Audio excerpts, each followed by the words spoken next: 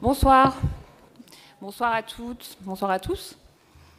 Merci beaucoup d'être venus aussi nombreux pour écouter Timothée Parek nous parler de décroissance. Donc je vais dire quelques mots pour remercier Timothée d'avoir répondu favorablement à notre invitation. Voilà, puisque l'équipe du Master Développement Durable et Organisation de la formation continue avait souhaité, avant le printemps, je dirais, enfin, autour du printemps, vous faire intervenir dans le cadre d'un cours qui au départ était commun à nos deux promotions, la 19 et la 20. Et puis, entre-temps, il y a eu en suivant plutôt, il y a eu la publication de votre ouvrage au mois de septembre, et on s'est dit que ce serait intéressant, pertinent de pouvoir ouvrir plus largement votre cours, voilà, en faire une conférence, une présentation de vos réflexions et permettre au public qui est réuni aujourd'hui de pouvoir échanger avec vous. Voilà, donc c'est un événement qui désormais s'inscrit dans le programme, on en parlait, Dauphine Durable, qui est très important pour notre université. Voilà, et si on revient au sein du master, en fait, ces questionnements sur la décroissance, mais aussi sur les leviers de la sobriété, sur les nouveaux modèles de consommation, de production dont vous parlez, et vous allez d'ailleurs revenir la semaine prochaine aussi pour une conférence où on va aborder ces questions encore plus précisément. Voilà, ce sont des thèmes qui nous tiennent particulièrement à cœur, parce que nous sommes convaincus que les enjeux sociaux et environnementaux ne peuvent vraiment pas être compris si on fait l'économie, voilà, de ce type de réflexion. Au sein de notre formation, nous mobilisons plusieurs disciplines des sciences sociales. Alors sans avoir, vous parliez des os de dinosaures à l'université de Barcelone. Nous, on n'en est pas là. Voilà. En tant que responsable du master, on va représenter plusieurs approches pluridisciplinaire. Donc il y a Béatrice Dexangle qui représente le droit public, Laurent Servel qui représente la sociologie. Donc moi, Frédéric Desjean, je représente le management. Et c'est vrai que systématiquement, on porte vraiment une attention forte à ce que tous les participants de la formation puissent, d'une part, évidemment, comprendre les enjeux, mais aussi être en capacité d'élaborer des jugements qui sont éclairés, des jugements critiques. Et votre conférence aujourd'hui, justement, va fortement contribuer à cela. Donc, merci beaucoup pour votre présence et nous avons hâte de vous écouter.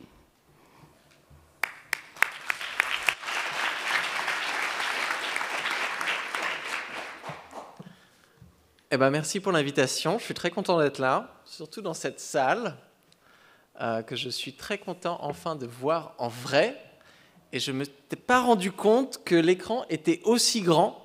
Donc c'est un petit peu imposant. Là, ça me rappelle l'espèce de rectangle noir dans 2001, l'Odyssée de l'espace. J'aurais bien vu l'ouverture de la conférence avec un petit Strauss. Pan, pan, pan. Je vous ai épargné la 4e note, parce que je suis sympa. Bon, bonsoir à tous. Avant qu'on commence, combien d'entre vous ont lu Ralentir ou périr? Ok. Combien d'entre vous ont lu des parties de la thèse The Political Economy of Degrowth?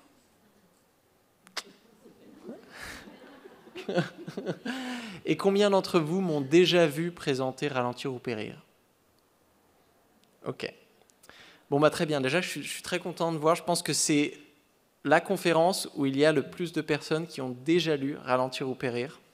Donc, je m'attends à une partie discussion de haute volée. N'hésitez pas, on est là pour ça. Donc, je vais présenter 1 heure max. Comme ça, on a un maximum de temps pour les questions. Et ce que je vais essayer de présenter, c'est un petit peu le cheminement qui m'a mené à faire ce travail sur la décroissance. Et j'ai essayé de le décomposer en 3 étapes ce soir. Mais je vais essayer de de pas trop dévier. Moi, à la base, je fais de l'économie écologique. Enfin, je suis passé un petit peu par plusieurs phases. Avant, je faisais de l'économie néoclassique, hein, comme tout étudiant en licence, dans une formation qui manque un petit peu de pluralisme. Ensuite, j'ai fait un master d'économie environnementale, donc l'application des théories néoclassiques à l'étude des relations environnement-économie. Ensuite, je suis parti en Suède faire de l'économie écologique, donc l'école de pensée hétérodoxe, une autre façon de penser la même question que l'économie environnementale, mais avec d'autres présupposés conceptuels et d'autres méthodes. Et en faisant ça, je suis tombé en 2014 sur ce concept de décroissance, j'en avais entendu parler une fois, et j'ai eu un flashback. En fait, j'étais en 2e année de licence, et je me souviens, on avait eu une lecture du soir, vous avez invité un mec pour parler de décroissance, et je me souviens qu'à l'époque, on avait beaucoup rigolé, on s'était moqué de cette pauvre personne, alors que moi, je ne savais même pas, 2e année d'économie, hein, je savais à peine lasser mes chaussures, fallait pas me demander ce que c'était que la croissance, la décroissance, ou le changement climatique, et pourtant, je me souviens que ce soir-là, il faisait bon de rire de cette personne, c'était un petit peu socialement ce qu'on attendait de nous, de rigoler de cette personne qui ne connaissait rien en économie. Et donc ça m'a fait travailler, quand j'ai redécouvert le concept de décroissance en 2014, ça m'a trituré l'esprit, et donc j'ai commencé ce grand périple d'écrire une thèse en économie théorique sur le sujet, une thèse d'économie généraliste, parce que moi j'avais très peur de m'enfermer dans un sujet rapidement, j'avais très peur aussi de m'enfermer dans des questions quantitatives avant d'avoir vraiment investi des réflexions beaucoup plus générales d'économie politique. Et donc j'ai fini par produire ce truc à gauche là, que vous pouvez trouver sur Internet, qui viendra égayer vos vacances de Noël. 900 pages, 871 pages de plaisir, 1,5 million de mots. Autant vous dire qu'il y a de quoi faire. Et donc, une fois ça terminé, où vraiment cette thèse, je l'ai écrite plutôt comme une thèse devrait être écrite pour apprendre, pour se faire plaisir, pour développer une idée, pour pétrir une théorie. Et une fois, je suis passé dans la 2e phase, d'essayer de venir communiquer cette théorie en écrivant un livre, donc celui que vous avez lu, Ralentir ou périr. Alors, moi, quand j'ai commencé à étudier la décroissance en 2014, c'était ça un petit peu la vibe. Donc là, c'est une petite collection personnelle d'insultes envers la décroissance qu'on peut trouver dans la presse. La décroissance, en fait, n'était pas du tout un concept populaire, et le peu de popularité qu'elle avait, c'était quelque chose de négatif, quelque chose de pas sérieux, quelque chose de dangereux. Et donc ça a complètement changé, parce que je vous ai mis 4 exemples, mais vous avez vu qu'aujourd'hui, la décroissance, elle est approchée dans des grands médias, on en parle beaucoup plus ouvertement, et on n'en parle pas comme cette espèce d'une idée pas sérieuse, on n'en parle pas juste pour taper dessus, enfin, sauf si vous êtes Première ministre, mais sinon, les autres personnes lui donnent au moins le bénéfice du doute. Là, je vous ai mis cette vidéo d'Al Jazeera qui a été publiée en début de semaine, 25 minutes, de la décroissance la plus radicale. Il y a plusieurs écoles, on peut approcher la décroissance avec les idées de l'économie stationnaire, de l'économie écologique américaine, avec Herman Daly par exemple, ou sinon on a une décroissance plus radicale dite à la française, la décroissance méditerranéenne de l'école de Barcelone, avec des gens comme Yorgos Kallis, ou sinon il y a aussi on ne va pas l'appeler la décroissance molle, mais une décroissance plus soft, plus modérée, qui est la décroissance britannique, avec Kate Raworth, Tim Jackson, Kate Soper.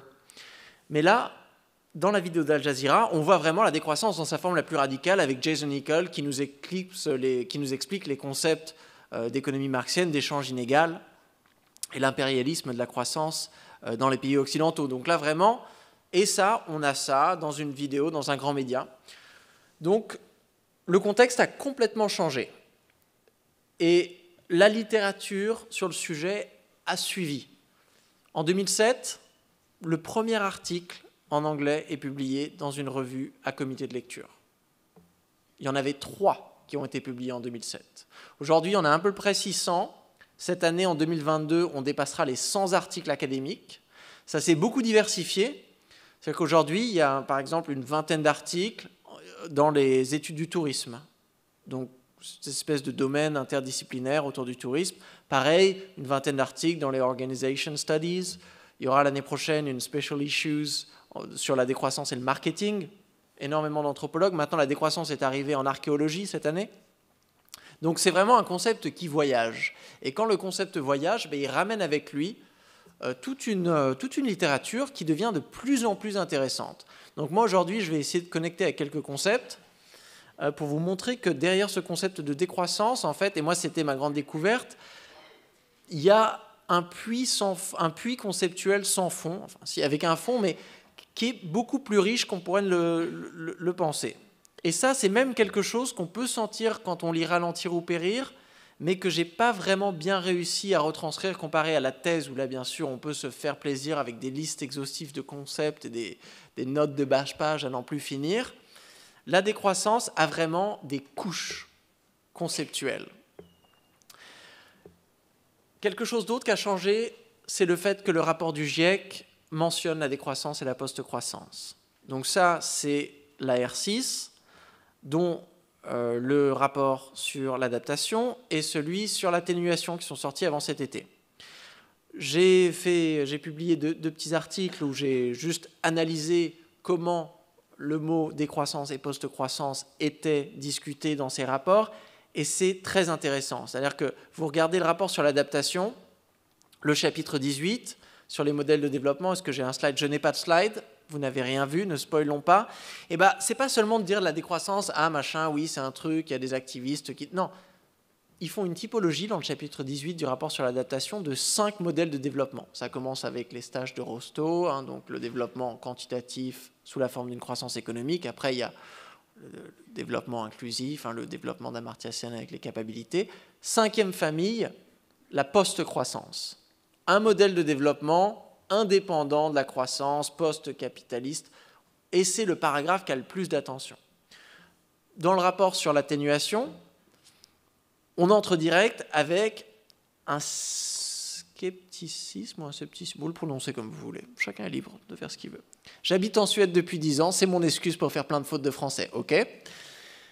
Le rapport sur l'atténuation parle de découplage, mais avec l'ouverture de dire, bon voilà, on a cette discussion sur le découplage et tous les auteurs qui sont cités, on y reviendra, nous disent les taux de découplage qu'on observe sont insuffisants, nous n'avons pas réussi à verdir les économies des pays développés et donc il va falloir peut-être écouter ces personnes qui parlent de décroissance. Donc on en parle là, mais il y a aussi des mobilisations du concept quand on parle d'hédonisme lié aux limites du consumérisme, donc la grande discussion sur l'économie du bien-être, sur les indicateurs. Donc c'est vraiment, il y a une autre discussion quand on parle de modélisation et de scénario, de réduction de gaz à effet de serre. Donc la décroissance se fait une petite place dans la grande boîte à outils conceptuelle qu'on utilise pour discuter ici le changement climatique, mais aussi la décroissance est mentionnée dans le rapport de l'IPBES sur la biodiversité, et je pense que ça continuera, il y aura de plus en plus de mentions. Donc, mais bon, je ne pense pas devoir vous motiver que c'est un concept important, vu que vous avez déjà lu le livre et vous êtes ici ce soir, mais juste pour vous dire que le contexte a changé extrêmement rapidement. C'est-à-dire, moi j'ai passé 1 an et demi à essayer de trouver un financement pour travailler sur la décroissance. Je me suis fait cracher dessus, très clairement. J'ai eu tellement de noms, je ne me souviens plus combien il y en avait eu. Alors qu'aujourd'hui, c'est vraiment le contraire. Énormément d'étudiants en master écrivent des mémoires sur le sujet, les doctorants pareil, les financements commencent à s'ouvrir, donc il y a une véritable révolution théorique qui est en train de se passer. Les discours qu'on a vus des jeunes diplômés à droite et à gauche ici à l'EDEC, donc je reprends une phrase de cette jeune diplômée, « Let's finally dare to talk about degrowth », qui capture vraiment bien l'idée, c'est-à-dire que osons enfin, donc c'est un oser, c'est-à-dire qu'avant nous n'osions pas parler de décroissance parce que c'était un gros mot, c'était un drapeau rouge, c'était associé à plein de choses, mais aujourd'hui, osons parler de décroissance. Et ce que je vais essayer de préciser ce soir, c'est, d'accord, osons parler de décroissance, mais de quelle décroissance, de comment, et de comment l'articuler, cette discussion sur la décroissance, avec les autres discussions qui existent sur l'écosocialisme, sur l'écoféminisme, sur le communisme, sur l'économie sociale et solidaire, sur les investissements à impact, sur la finance verte, sur la croissance verte, et toute la cartographie des concepts qu'on a dans ces discussions sur la transition écologique et sociale. Alors, une petite différenciation conceptuelle que vous connaissez peut-être déjà, mais ici, j'en rajoute une petite couche entre l'objection de croissance, la décroissance et la post-croissance. Alors ça, c'est absolument essentiel pour pouvoir avoir un désaccord précis sur ces concepts. Très souvent, avant, c'était soit on était pour ou contre la décroissance. C'était un petit peu bête. Alors que là, moi, j'essaie de montrer justement qu'il y a eu ces couches d'évolution dans les années 70. Donc, on fête cette année les 50 ans du rapport Meadows. Et donc, il y a la naissance de cette critique de la croissance sur plein d'aspects. Ce n'est pas seulement une critique biophysique, comme on l'a vu dans The Limits to Growth, une croissance infinie, impossible dans un monde fini. Et je pense que les 50 ans, empiriquement, ont donné raison à l'instinct des Meadows. Donc aujourd'hui, à l'époque, il s'était fait quand même marcher dessus par pas mal d'économistes. Mais aujourd'hui, je pense que les économistes le ramènent un peu moins. C'est beaucoup plus difficile de montrer que les Meadows ont tort aujourd'hui que ça l'était en 1972. Mais il y avait aussi d'autres critiques qui étaient beaucoup plus intéressantes. Et dans le livre, vous savez, je fais cette triple critique, des limites biophysiques, des limites sociales, des limites politiques. Là, par exemple, moi j'aime beaucoup Ivan Illich et Ernest Friedrich Schumacher. Donc peut-être vous connaissez Ernest Friedrich Schumacher qui a écrit Small is Beautiful. Donc, lui, il était très influencé par la philosophie bouddhiste. Et donc, il se disait, l'économie devrait être encastrée dans la dynamique du vivant et en proportion avec le rythme du vivant. Donc, à la fois, Schumacher et Ivan Illich, le philosophe autrichien / français, étaient des disciples de Leopold Kohr, qui a publié un livre dans les années 50 qui s'appelait The Breakdown of Nations. Leopold Kohr, avec cette théorie un petit peu folle, quand on lit le livre aujourd'hui, ça a très mal vieilli, que de dire que tous les problèmes du monde sont liés à la grosseur. C'est-à-dire que si quelque chose ne marche pas, c'est quelque chose est dans la démesure. Lui, c'est comme ça qu'il expliquait les guerres. Et il expliquait que donc il y avait cette idée de la juste proportion. Donc Illich et Schumacher, eux, ils voyaient la croissance économique non seulement comme un risque écologique bien sûr, mais aussi qui pouvait créer des problèmes d'asymétrie entre la puissance de certains acteurs sur le marché et des mouvements citoyens d'organisation de la démocratie, qui pouvaient créer des asymétries entre les pays du Nord et les pays du Sud, et qui pouvaient mener ensuite à des crises géopolitiques. Donc ici, il y avait quand même une réflexion sur l'impérialisme, le capitalisme, le productivisme. Marilyn Waring, qui était une économiste néo-zélandaise, aussi politicienne à l'époque, dans If Women Counted, qui a développé l'une des premières vraiment critiques féministes de la comptabilité nationale. Donc, pour expliquer que la comptabilité nationale, dont le PIB, était un outil de domination patriarcale et de domination impérialiste sur les pays du Sud et sur la nature. Donc là, on a quand même des idées assez intéressantes où on voit que l'objection de croissance, c'est pas seulement quelque chose de pragmatique, de se dire « Oula, attention, on va tuer les abeilles ». Non, c'était vraiment une véritable réflexion sur le capitalisme, pour le dire rapidement, mais plus sur le capitalisme, un capitalisme productiviste, extractiviste, consumériste, commercialiste, donc toutes ces sous-idéologies. Peut-être mentionner Herman Daly, parce qu'il nous a quittés il y a quelques semaines. Moi, j'ai beaucoup été influencé par Herman Daly pendant mes études, qui a inventé le concept d'économie stationnaire dans les années 70, qui était lui-même l'élève de Nicolas Georgescu-Roegen, le mathématicien roumain, qui avait travaillé un petit peu avec Schumpeter à Harvard. Et donc Georgescu-Roegen, qui en 1971 publie, vous pouvez le voir en haut, en rouge, The Entropy Law and the Economic Progress. Et Georgescu-Roegen, c'est un mathématicien qui est arrivé en économie, donc bien sûr, il a killé le game, quoi. Le mec, il arrive en économie, c'est un mathématicien, bien sûr, et il était plus que formé pour faire de la microéconomie, mathématisée, néoclassique à l'époque, donc il se fait rapidement respecter, mais il trouvait ça bizarre quand même que les hypothèses qu'on prenait dans les modèles économiques ne respectent pas les lois de la biologie et les lois de la physique, dont la loi de l'entropie, les lois de la thermodynamique, la loi de la conservation et la loi de l'entropie. Et donc, Nicolas Georgescu-Roegen se lance dans une reconstruction d'une des premières théories économiques qui, au lieu de partir de présupposés sociaux, donc comme on le fait dans les sciences sociales en économie néoclassique, de se dire on va partir des lois de la thermodynamique qui elles-mêmes viennent contraindre les lois de l'évolution biologique, qui elle-même devrait, en théorie, dans les modèles, du moins, pour que ces modèles soient cohérents avec la réalité, contraindre les hypothèses que l'on prend sur la dynamique sociale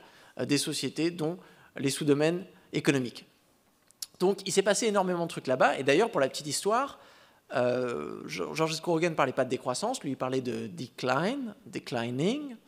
Mais quand l'un de ses livres, enfin plutôt un espèce de mix de textes, est traduit en 1979, les traducteurs décident de l'appeler Demain la décroissance. Et c'est en donnant vraiment ce nom, mettant en avant le concept de décroissance, qui plus tard, en 2002, je vous ai mis le petit magazine, quand le concept de décroissance est créé, ils reprennent un petit peu ces idées de Georges Scourogen derrière le titre qu'avait donné le traducteur. Donc là, c'était vraiment la décroissance.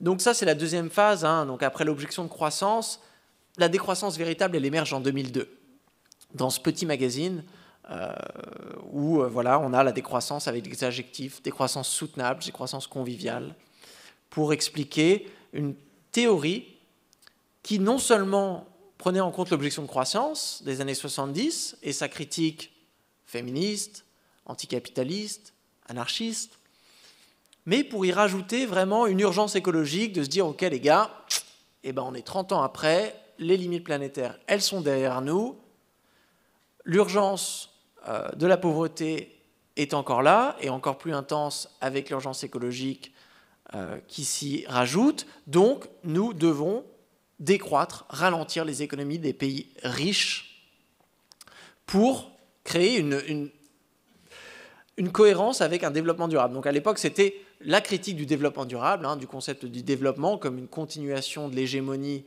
du développement comme discours occidental, très centré sur le capitalisme, la marchandisation, la croissance, le commerce international et la globalisation, de se dire, proposons une contre-idéologie, donc la décroissance, pour déjà permettre de différencier les responsabilités des pays déjà riches et des pays plus pauvres, et ensuite pour avoir quelque chose quand même d'un petit peu plus concret. Donc qui disent, voilà, le but c'est pas juste de se développer durablement dans un pays comme la France, non, le but c'est de décroître. Donc là c'était le mot choc, on n'aurait pas pu prévoir, mais ça en convainc pas mal, donc ça se propage, ça arrive à droite et à gauche, en Suisse, en Italie, en Espagne, ça crée des mouvements, un mouvement politique, un parti politique en France en 2006, des journaux, le journal de la décroissance en 2004 qui existe toujours. Et donc en 2008, c'est traduit en anglais, première conférence internationale à Paris. Et là, ça devient un domaine d'études. Donc là, je vous ai mis un petit buffet de livres qu'on a en français, pour vous montrer que il s'est passé des trucs.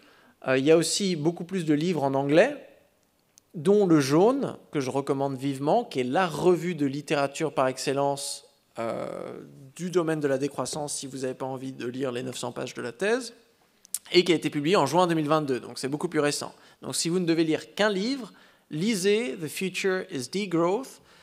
Ça vaut vraiment le détour et ça vous donnera, quand je l'ai lu, j'ai dû compter, presque 70 concepts. Donc ça vous donne vraiment un buffet conceptuel de ce qu'il existe dans le domaine de la décroissance. Et moi, c'est un petit peu la troisième phase ici que je voulais... Une fois qu'on a 2002, donc décroissance reste très centrée dans certains pays, donc je l'ai dit, l'Italie, l'Espagne, un petit peu la Belgique, la France, le Québec. Là, avec l'ouverture à l'international, on passe dans une nouvelle phase. On a des best-sellers. Tim Jackson, en 2009, avec son Prosperity Without Growth. Plus tard, il y a eu Kate Raworth, Peter Victor, l'économiste canadien, qui lance une diversification des idées, plusieurs écoles de pensée, donc à l'intérieur de cette mouvance décroissance plus ou moins radicale, on l'a vu au début. Et donc la post-croissance aussi, de se dire que la décroissance n'est pas seulement une stratégie de réaction ou quoi, mais aussi est en train de se développer un véritable modèle de société derrière. Donc des gens qui sont en train de se penser, comment est-ce qu'on organise les entreprises au-delà de l'idéologie de la croissance, comment est-ce qu'on organise le commerce international, comment est-ce qu'on finance les budgets publics, comment est-ce qu'on fait plein de trucs. Et donc, c'est là où en est la littérature aujourd'hui. Alors, ça, c'était juste un petit échauffement. Maintenant, je vous propose une définition et je vais la justifier après en vous donnant quelques ordres de grandeur. La définition, c'est celle de ralentir ou périr, donc vous la connaissez sûrement, c'est une définition en 10 points, divisée en deux, une définition de la décroissance comme transition et une définition de la post-croissance comme destination. Chaque point de définition a quelque chose de descriptif. La décroissance, c'est une réduction de la production et de la consommation, alors que la post-croissance, c'est une stabilisation de l'économie à un certain niveau. Donc en gros, vous prenez une économie comme la France qui est trop grosse par rapport à la capacité de charge de ses écosystèmes, vous ne pouvez pas la verdir pour les raisons que je vais expliquer bientôt, et donc il va vous falloir la décroître.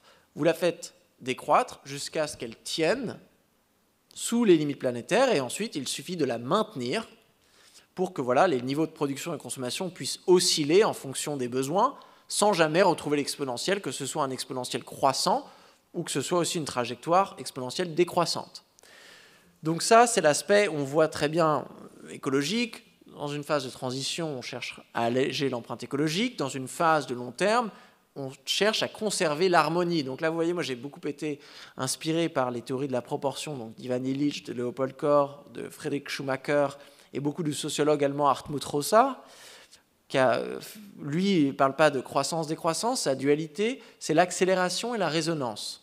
Donc lui, c'est un sociologue qui regarde notre relation au temps.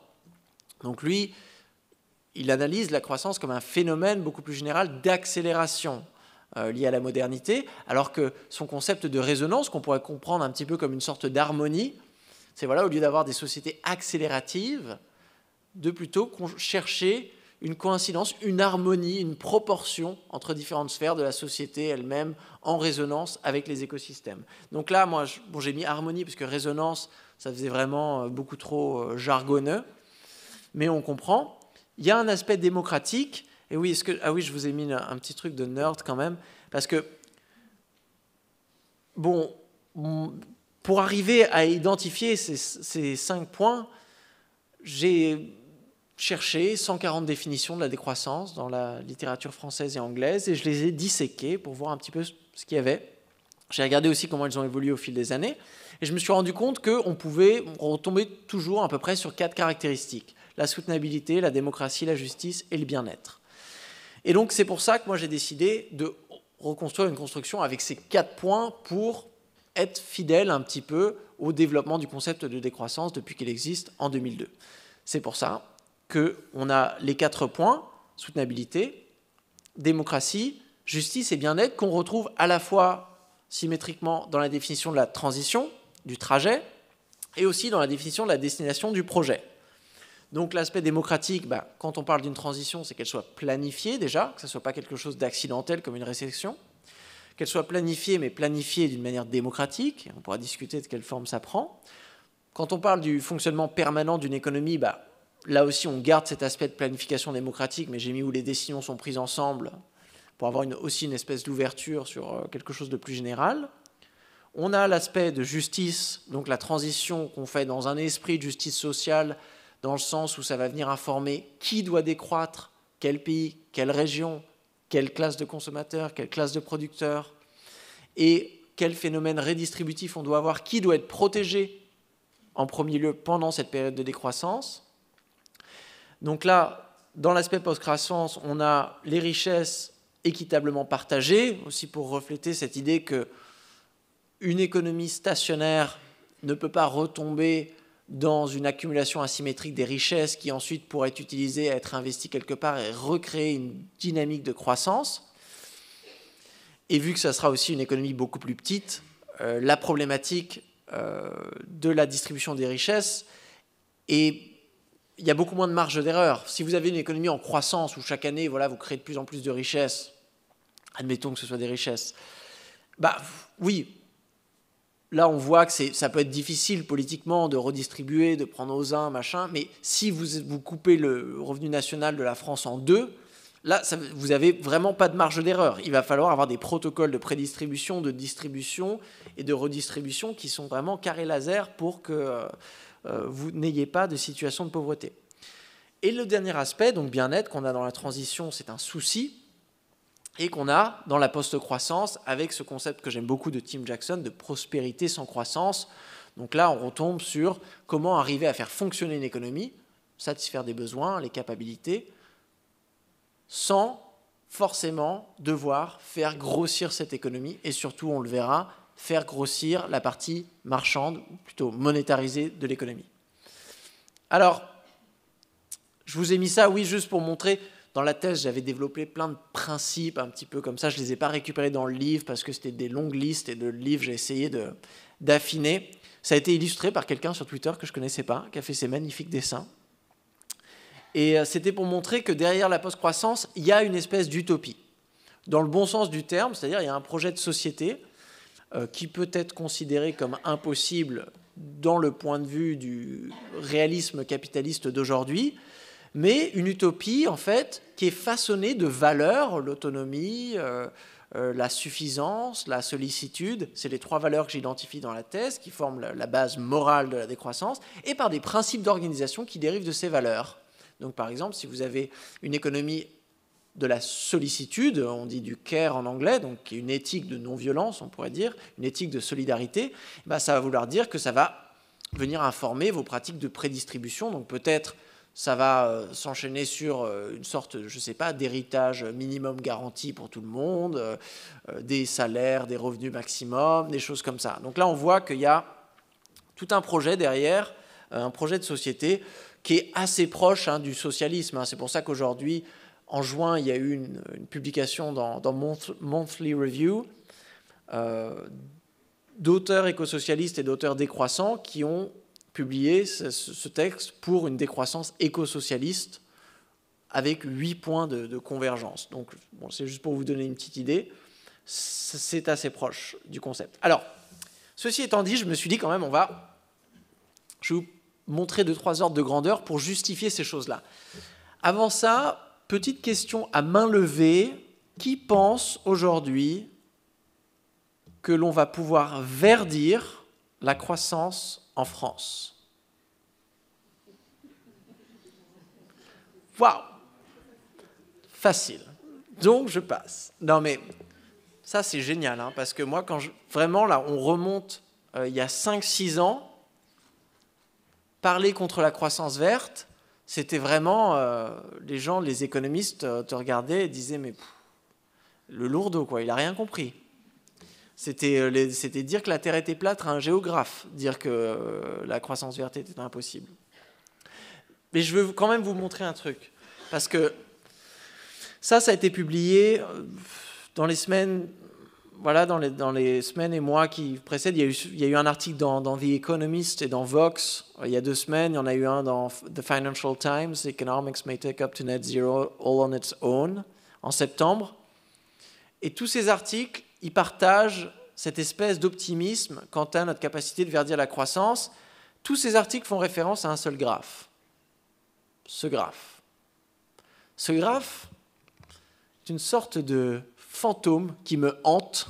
On me l'envoie à peu près 2 fois par jour sur les réseaux sociaux. C'est un graphe qui vient d'un blog en ligne qui s'appelle Our World in Data. Combien d'entre vous ont l'habitude d'aller chercher des données sur Our World in Data dans vos recherches ou nos personnes? Bon, c'est des visualisations, donc ce n'est pas une base de données. Donc là, par exemple, c'est les données du PIB de la Banque mondiale croisées avec les données carbone du Global Carbon Project. Il n'y a pas d'analyse statistique ou quoi, c'est juste une projection de ces données comme ça, où là, on voit le PIB qui monte en bleu, les émissions qui baissent en rouge, et donc tous ces grands médias nous disent « pas de souci, economics will take us to net zero all on its own ». Bon, alors, c'est je pense, la pensée la plus dangereuse aujourd'hui dans les sciences économiques, qui s'est complètement échappée des sciences économiques, qui est devenue une pensée politique, qui justifie... Enfin, ça change. C'est-à-dire que quand vous faites une analyse des controverses politiques autour de la décroissance, il y a 10 ans, la décroissance était délégitimée parce que les gens disaient « on n'a pas besoin de faire de la décroissance, on va pouvoir verdir la croissance ». Quand les présidents, les ministres, les PDG d'entreprise, les économistes, ils disaient « la décroissance, c'est stupide, c'est inutile, parce qu'on peut verdir ». Aujourd'hui, ils disent plus ça. Aujourd'hui, ça a changé. On dit la décroissance, on ne peut pas parce que ça va menacer notre modèle social, parce que ça va créer du chômage, parce que ça va créer des tensions géopolitiques. Donc déjà, on voit que la croissance verte a avancé un petit peu, mais je me dis quand même, je mets juste un petit clou dessus, parce que je pense que vous allez vous retrouver souvent dans des situations où il y a des gens qui vont défendre la croissance verte. Bon, la ressource, c'est le découplage démystifié, qui est le chapitre 2 de la thèse, tel quel, que j'ai publié en rapport à l'été 2019. Et je voulais juste vous montrer 2-3 trucs. Ça, c'est le cadre avec lequel on travaille en économie écologique. C'est le donut de Kate Raworth. Je suis sûr que vous connaissez les planchers sociaux, les 11 indicateurs de performance sociale, les plafonds écologiques en haut. Et donc, le discours de la croissance verte ne parle que de carbone. Alors ça, c'est phénoménal. C'est-à-dire que la transition écologique, ça demande énormément de changements parce que l'économie interagit avec l'écosystème de plein de manières. Et de réduire en fait la complexité d'une transition écologique à juste une histoire de décarbonation, c'est extrêmement problématique. C'est vraiment une simplification problématique. La deuxième chose, c'est qu'il faut regarder les niveaux. Donc là, quand vous avez un pays comme la France, la réduction que vous avez à avoir dépend de votre dépassement. Donc si vous êtes à 3 fois le dépassement de l'empreinte carbone que vous auriez si nous divisions le budget carbone global équitablement, il va falloir la faire baisser beaucoup plus vite que si vous êtes juste au double ou à 1,5 fois votre budget. Et donc il faut toujours comparer en fait les tendances au verdissement, s'il y en a, avec les objectifs et la deadline de ces objectifs. Parce qu'on le sait très bien, l'atténuation du changement climatique, ce n'est pas net zéro en 2100. C'est des choses qui doivent être faites à un certain moment. Donc, spoiler alert, je vais vraiment directement à la fin. Quand on fait des analyses plus fines qui prennent en compte l'intégralité de ce qu'on appelle les pressions environnementales, donc pas seulement le carbone, mais la biodiversité, pollution de l'air, pollution de l'eau, les sols, les minéraux, le sable, l'eau, tout ce que vous voulez, on retrouve des trucs comme ça. Ça, c'est un rapport qui a été publié par le ministère de la Consommation espagnol avant l'été, qui est le rapport gouvernemental le plus abouti sur le découplage. Et la grande originalité, c'est que se sont dit, nous, à la différence des autres gouvernements, on ne va pas juste faire le carbone, on va regarder 16 indicateurs de pression environnementale, les 16 indicateurs qu'on utilise quand on fait des analyses cycle-produit. Qu'est-ce qu'on voit ? On voit un mix de trucs qui se passent, du couplage qui reste entre la ligne en pointillé, c'est le PIB, et des pressions environnementales, des situations de couplage aggravé, donc c'est-à-dire que là, la pression environnementale augmente plus rapidement que l'augmentation du PIB, des situations de découplage relative, c'est-à-dire que là, les impacts baissent, mais relativement, vu que la production augmente beaucoup plus vite, donc l'impact absolu augmente, mais moins rapidement que s'il n'y avait pas eu de gain des coefficients, et des petits découplages absolus, ici et là, où on voit, année après année, une réduction des impacts.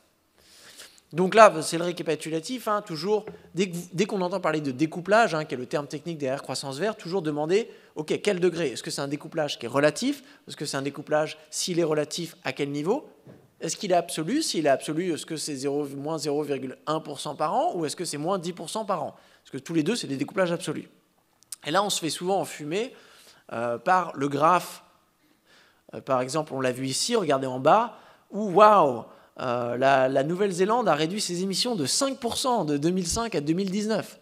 Je veux dire, c'est de la même manière que le Japon, un exemple de croissance verte. Enfin, si vous faites de la macroéconomie et que vous montrez le Japon comme un exemple de croissance verte, alors que le Japon est célèbrement un exemple de stagnation séculaire, donc d'absence de croissance depuis 30 ans, c'est aussi, ça montre que les ordres de grandeur ici, en fait, sont tellement minimes qu'ils ne permettent pas vraiment de justifier l'existence de la croissance verte.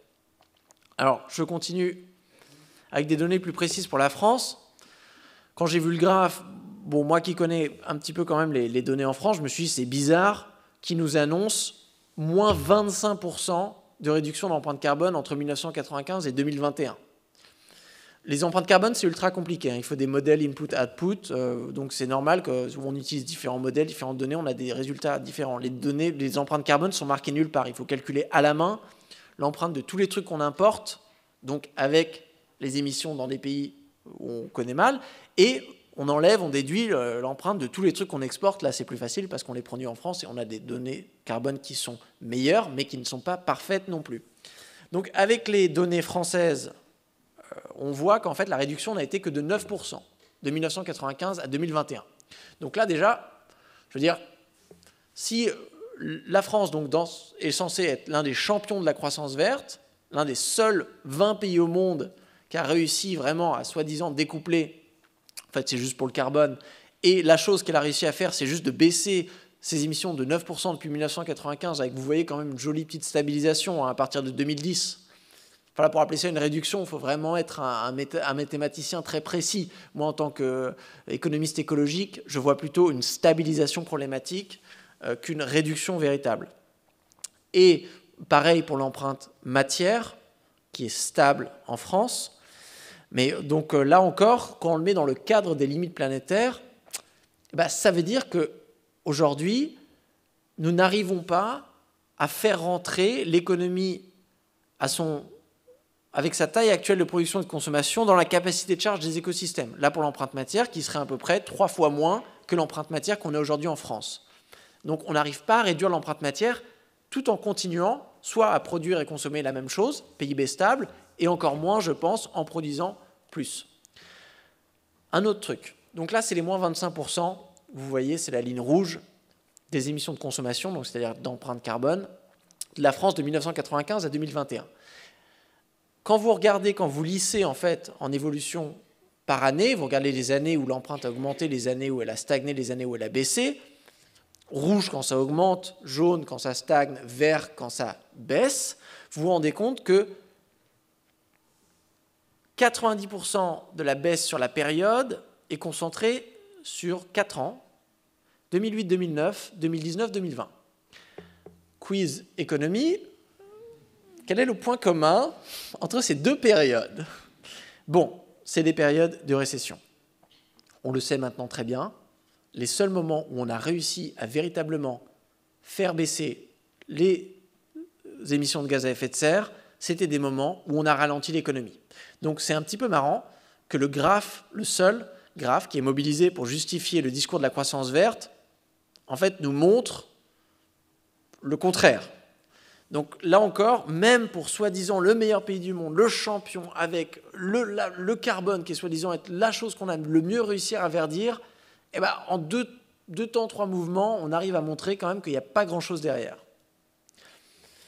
Alors, je continue, vu qu'on était déjà tous convaincus sur la croissance verte, on a enfoncé la porte ouverte, mais là, de parler un petit peu d'inégalité, les chiffres, bon, vous les connaissez tous, hein, c'est le World Inequality Report. Donc voilà, 10% de la population mondiale possède 75% de la richesse globale, donc une richesse qui est extrêmement concentrée, qu'on retrouve concentrée aussi au niveau des émissions. Donc là, vous pouvez voir à gauche, CBE, c'est les émissions carbone globales, avec les 10% des plus gros émetteurs qui concentrent 47% des émissions totales, et les 50% ici des plus pauvres, qui représentent 10% des émissions totales.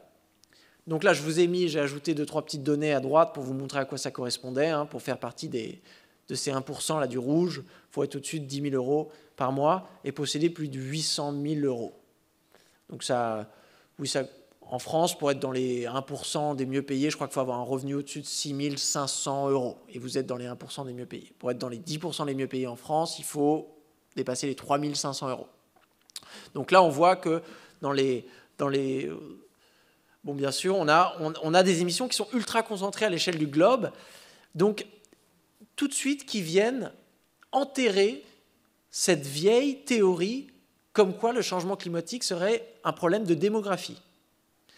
Là, avec ces données où on arrive à estimer des empreintes par habitant dans les pays les plus pauvres, je ne sais pas, l'Ouganda, le Malawi, Madagascar, le Burkina Faso, les Lesotho, qui sont des pays avec des empreintes par an et par habitant inférieures à 0,5 tonnes par an et par habitant. Je crois que la moyenne des pays les plus pauvres ici, c'est 0,6.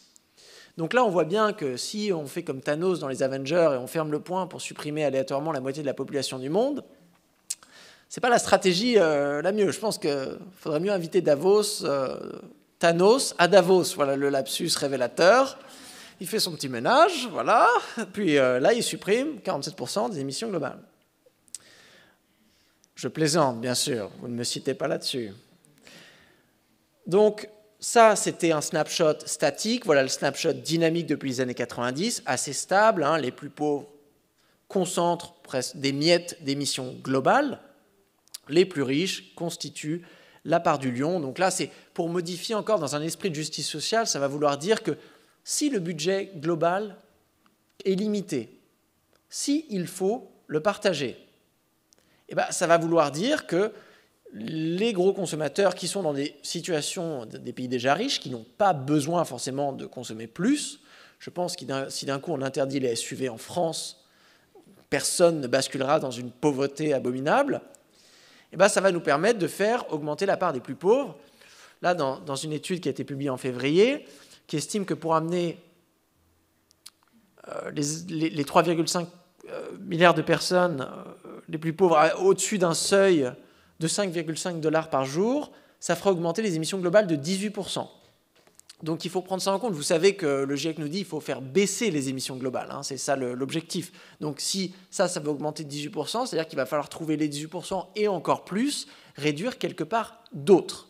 Ce quelque part d'autre, ça va être dans les pays riches. Et donc c'est pour ça, pour justifier un petit peu la décroissance comme une impérative morale. Donc pas seulement quelque chose organisé en France, oui, dans les discussions un petit peu, oui, mais comment est-ce qu'on va faire? Est-ce qu'on arrivera à être heureux? Est-ce qu'on trouvera des motivations pour aller travailler? Qui sont quand même des... La question n'est pas là. La question est une question géopolitique. Comment est-ce qu'on vient partager un budget carbone global dans un monde où il y a encore des gens qui sous-consomment et sous-produisent et des gens qui surproduisent et surconsomment? Je vous ai mis ces études qui font des analyses historiques aussi de la répartition des émissions carbone. C'est très important parce que ceux d'entre vous qui ont suivi la COP27, combien d'entre vous suivent la COP27? Enfin, vous suivez les COP un petit peu comme ça. Ok. Bon, bah, salut. Et la discussion sur les loss and damage, ok, perte et préjudice, perte et dommages. De décider, voilà, qui va payer pour les dégâts qui sont déjà là. Qui va payer? Discussion un peu plus vieille sur la dette climatique. Une façon de répondre à cette question, c'est de diviser la responsabilité du dépassement climatique au-dessus des 350 ppm. Et là, quand vous faites ça, vous vous rendez compte historiquement qu'un pays comme les États-Unis, c'est le graphe de gauche, est responsable de 40% du dépassement. Les pays du Nord sont responsables de 92%. Donc ça, c'est une expérience de pensée intéressante. On arrive à la COP, on fait écouter les gars, quel que soit le coût, les États-Unis payent 40%. Je pense qu'ils ne seraient pas ultra contents. Vous pouvez faire la même chose pour la matière. Empreinte carbone, empreinte matière, moi, c'est vraiment les deux choses qu'il faut toujours garder en tête. Hein. Ne jamais vraiment juste regarder le carbone, toujours aussi regarder d'autres trucs. L'empreinte matière, elle prédétermine 90% des impacts sur l'environnement, parce que c'est quand on va extraire de la biomasse, des métaux, des minerais, qu'on vient souvent changer des sols, qu'on vient affecter l'habitat de la biodiversité, qu'on vient polluer de l'eau, qu'on vient utiliser de l'eau, qu'on vient faire des pollutions locales de l'air. Donc, si vous ne devez prendre que 2 indicateurs, pour ceux d'entre vous qui font de la modélisation, empreinte carbone, empreinte matière. Et là, l'empreinte matière, pareil, on a une distribution fortement inégale qui nous montre que, voilà, 74% depuis les années 70. Les années 70, c'est l'année où on a dépassé le seuil global soutenable d'utilisation de matière. C'est 25 gigatonnes par an, nous disent les scientifiques, qu'on devrait extraire. Si on veut respecter un petit peu la vitesse de fonctionnement du système Terre, on extrait 100 gigatonnes en 2021 et on n'en recycle que 8%. Donc c'est-à-dire que chaque année, c'est 100 gigatonnes. Et donc là, sur cet excès, après les 25 gigatonnes, 74% ont été utilisés dans des pays déjà riches, depuis les années 70. Hein, donc ce n'est pas un développement historique comme le carbone depuis la révolution industrielle, Oliver Twist et tout. Non, c'est les années 70. Donc c'est des pays qui étaient déjà super riches. Donc là, on voit aussi que les matériaux n'ont pas été vraiment utilisés à l'endroit où ils auraient dû être utilisés. Même stratification des inégalités au niveau de l'Union européenne, où là on voit sur le graphe de droite que les 10% les plus riches émettent exactement la même quantité de tonnes que les 50% des ménages les plus pauvres. Donc même sur le continent européen, on a cette stratification qui va nous demander des décroissances ciblées dans un esprit de justice sociale. Même chose, pas en France, mais en Autriche, parce que les données en Autriche, waouh, c'est le caviar des inégalités carbone. Donc j'ai pris l'Autriche, regardez un petit peu, en France, ça ne m'étonnerait pas que ça soit à peu près similaire. inégalité de revenus, hein, comme vous pouvez l'imaginer. Chaque rectangle, c'est 1%, donc vous avez 100 rectangles.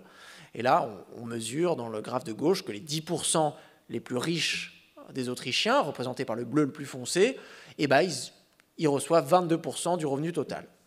Bon, ça, on a l'habitude en économie de faire ça, mais regardez la troisième tour, où là, chaque rectangle est 1% des émissions autrichiennes totales.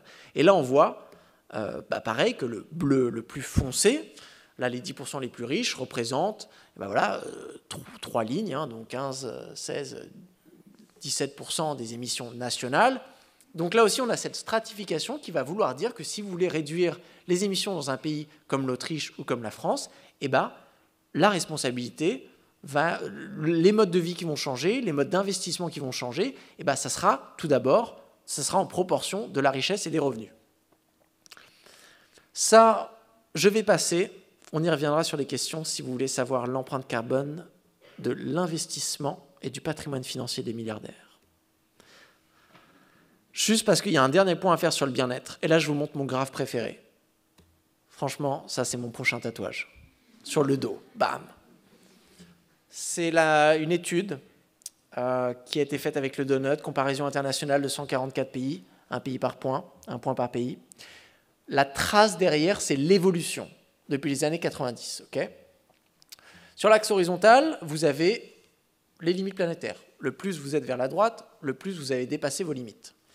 L'axe vertical, c'est les performances sociales, les 11 indicateurs de bien-être dans le donut de Kate Raworth. Donc le plus vous êtes vers le haut, le plus vous êtes un pays développé, relativement aux autres. Donc les pays violets sont les pays avec les performances sociales les plus hautes, l'espérance de vie, qualité des services publics, taux de confiance, bonheur, revenus disponibles. Et les pays orange sont les pays avec les performances sociales les plus basses. Ce qui nous intéresse ici, c'est les comparaisons. De se dire qu'on a des pays comme le Canada, l'Australie, les États-Unis, en haut à droite, extrêmement obèses biophysiquement. Alors là, mais je ne vous l'avais pas montré, mais on le voit ici, comparer la France avec un petit peu de rouge, là, on est cute comparé aux États-Unis. Imaginez la décroissance qu'ils vont devoir faire. Moi, c'est le seul truc qui me rend optimiste quand je me dis que j'organise la décroissance en France.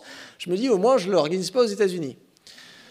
En plus, quand on regarde la trajectoire des États-Unis, on voit un truc. Donc déjà, on peut comparer. Okay, on compare les États-Unis, le Canada et l'Australie. Ils ont les mêmes performances sociales que la Suède, que la Norvège, que la Corée du Sud ou que l'île Maurice, mais ils ont des empreintes écologiques complètement démesurées.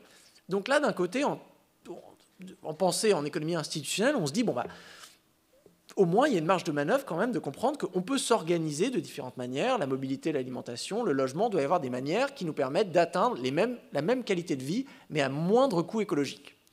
On voit aussi, sur les tracés historiques, les États-Unis, à développement horizontal, les mecs, même leurs performances sociales se réduisent. Tu as l'espérance de vie qui baisse, tu as l'empreinte écologique qui augmente. Tu te fais écraser par un des 4x4 de plus en plus gros. C'est ton économie, là, pour appeler ça une économie en prospérité, il faut vraiment étendre le mot. Hein. Mais par contre, on a des pays comme l'île Maurice et le Costa Rica, là, qu'on étudie en ce moment, qui sont intéressants parce qu'ils ont des trajectoires de développement verticales. Donc les performances sociales ont augmenté depuis les années 90, mais les empreintes écologiques sont restées à peu près stables. Donc là, il n'y a pas de miracle aussi, hein, pour le Costa Rica, par exemple, sur les choses liées à la biodiversité. Si vous voulez couper un arbre au Costa Rica, il faut remplir un formulaire qui fait la taille de tous les Harry Potter compris. C'est ultra difficile. Ils ont des lois de protection de la biodiversité ultra strictes. Donc voilà, il y a des choses à apprendre. Hein. Il y a Cuba qui doit être ici, ou peut-être qui a été enlevé du graphe parce qu'il n'y avait pas toutes les données pour la plupart des planètes. Mais bon, on connaît bien l'agriculture cubaine qui s'est débarrassée des énergies fossiles parce qu'ils devaient le faire pendant la période de l'embargo. Donc, qui ont développé une agroécologie urbaine, basée sur les principes de la permaculture, qui leur permettent aujourd'hui de satisfaire leurs besoins alimentaires avec un coût écologique beaucoup plus bas que celui de la France ou que celui qu'un pays comme les États-Unis. Donc là, on peut se poser la question de se dire, imaginons que nous appliquions un modèle d'agriculture agroécologique en France, nous continuerions de manger comme on mangeait avant, enfin sûrement un petit peu différemment, moins de viande, des trucs comme ça, mais on ne verrait pas baisser la qualité de vie, mais on arriverait à diviser l'empreinte écologique de beaucoup. Donc là, on voit quand même qu'il y a ce qu'on appelle les co-bénéfices de la transition, où il y a des choses où on peut faire baisser les émissions et préserver la qualité de vie. ça, juste, je passe, hein, c'est le World Happiness Report, juste pour vous montrer que le bonheur, ici, qui est un corrélat de plusieurs indicateurs, n'est pas complètement déterminé par le revenu par habitant. Vous avez entendu parler du paradoxe d'Esterlin, j'imagine, qui explique une étude de Richard Esterlin en 1974, qui regardait la corrélation entre le PIB par habitant et le bonheur. Donc bien-être subjectif, par questionnaire. Et remarquez que, il y a un couplage bien-être-revenu jusqu'à un certain seuil. Et après ce certain seuil, il y a découplage, donc on peut augmenter le revenu, en fait, le bonheur stagne. Un petit peu normal si vous avez des questionnaires de bonheur subjectif, mais depuis les années 70, il y a eu énormément d'études, maintenant avec des indicateurs donc d'espérance de vie, de santé aussi objectifs, des taux de suicide, des taux de confiance, et on voit ce paradoxe d'Esterlin, donc ce plateau, donc de se dire, si un pays comme la France, le bien-être est décorrélé de la croissance depuis plus d'une décennie, en théorie, on pourrait faire marche arrière, revenir au PIB par habitant des années 2010, 2000, 90, 70 même, nous dit Serge Latouche, mais ça dépend des calculs et des hypothèses, sans pour autant faire marche arrière sur la qualité de vie, vu que pendant cette période, elle était décorrélée. Du moins en théorie. Ici, je vous amène 3 exemples dans le registre de la mobilité pour illustrer un cadre que j'aime beaucoup, qui nous vient des rapports du GIEC, qui est le cadre éviter, substituer, améliorer, qui va nous permettre ici d'être un petit peu plus subtil et de venir récupérer en fait les meilleures choses qu'on avait dans le discours de la croissance verte, de la bioéconomie, de l'économie circulaire, de l'économie verte et du développement durable, et les allier avec les choses qu'on a dans la décroissance et la post-croissance. Donc par exemple, si on parle de mobilité, la mobilité c'est intéressant parce que c'est l'un des gros facteurs des émissions de gaz à effet de serre et aussi de l'utilisation de matières. Et c'est aussi quelque chose qu'on n'arrive pas à découpler. Quand on fait des analyses de découplage, vous vous souvenez, on a dit moins 9% en France de 1995 à 2021, vous divisez ça par secteur, vous allez voir une réduction de l'intensité carbone dans l'industriel, très forte, mais vous regardez l'aviation, rien. L'automobile, rien. Si je me souviens bien, c'est des réductions minimes, c'est 0,7% ou quelque chose comme ça, et encore ça dépend sur quelle période, ça c'est les évolutions récentes.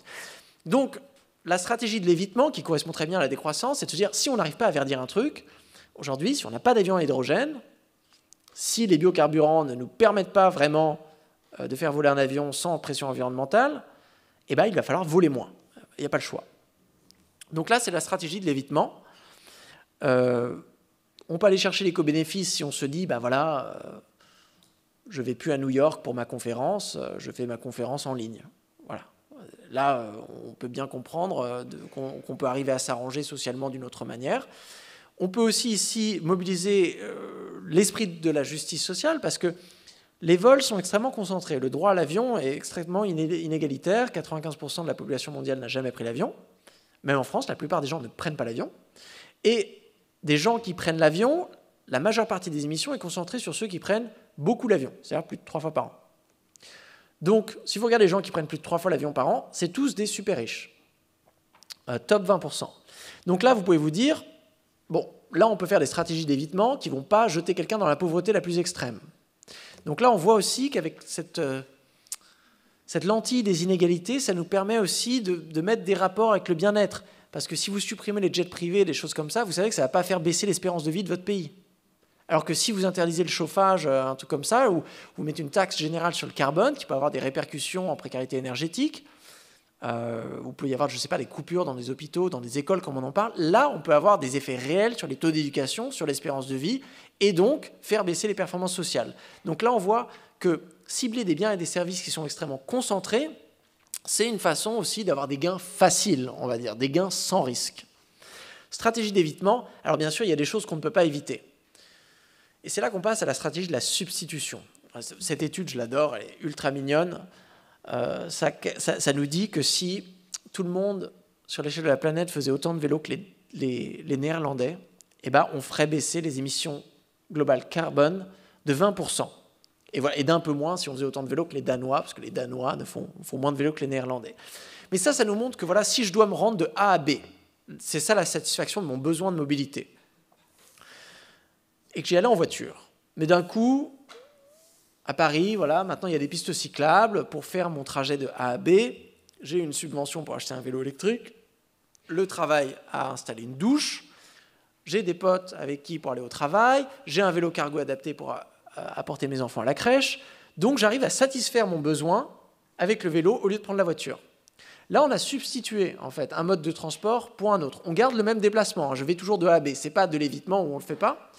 Mais on a une substitution. Enfin, c'est vrai que dans mon exemple de la vidéoconférence, on avait aussi un petit peu de substitution. L'évitement, ce serait de ne plus le faire.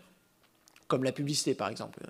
Bel exemple d'évitement, de se dire, bon, avant on faisait de la publicité, maintenant on n'en fait plus. On supprime juste les affiches publicitaires dans la rue, dans les espaces publics, ce qui a été fait à Grenoble en 2015, ce qui est fait dans certaines villes maintenant pour faire face à la sobriété, enfin aux politiques de sobriété.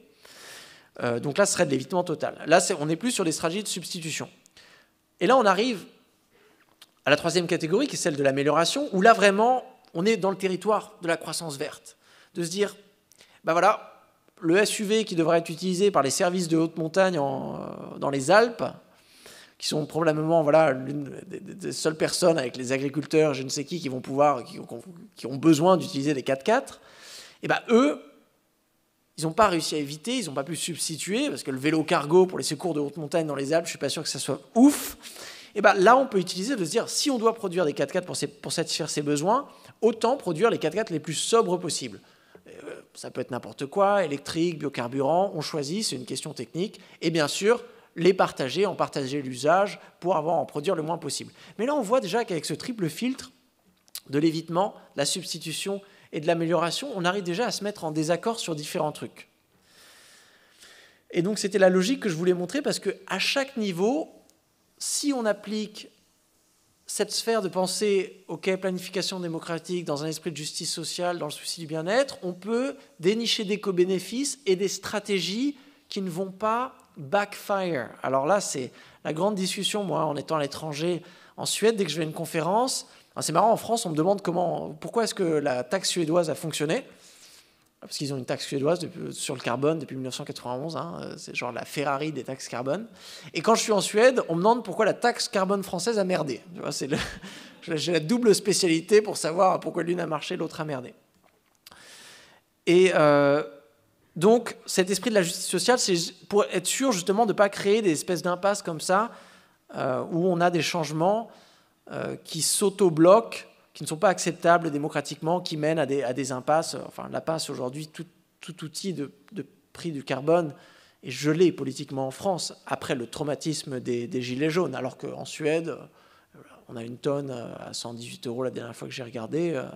C'est Black Mirror comparé à ce qu'on a en France, enfin, dans le bon sens du terme, White Mirror. Juste 4 petits concepts pour élever un petit peu le débat sur cette question du bien-être, parce que pour l'instant, j'ai été ultra pragmatique, genre on va chercher les co-bénéfices.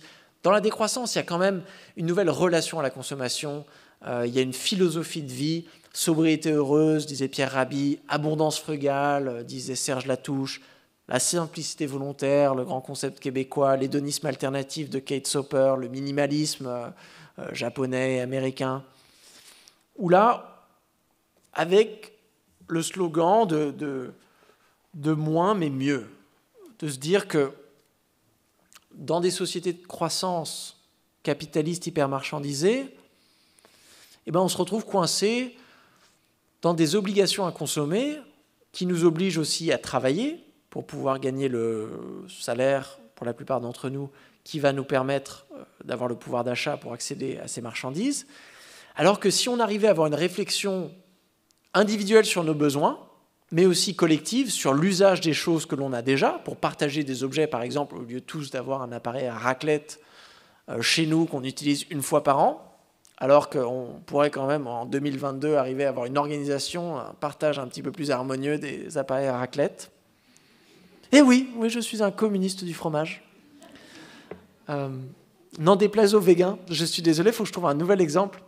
Le communisme des tournevis, des perceuses, des escabeaux et de toutes ces choses qu'on devrait partager, que si on arrivait à partager... Ok, on parlera de lave-linge si vous voulez parler de lave-linge, mais sachez qu'en Suède, Moi, je ne savais pas au début pourquoi la Suède était l'un des pays qui consommait le moins de lave-linge par habitant dans les pays à revenus similaires. Et ben, c'est qu'en fait, ils ont une culture de la buanderie partagée qui est assez cocasse.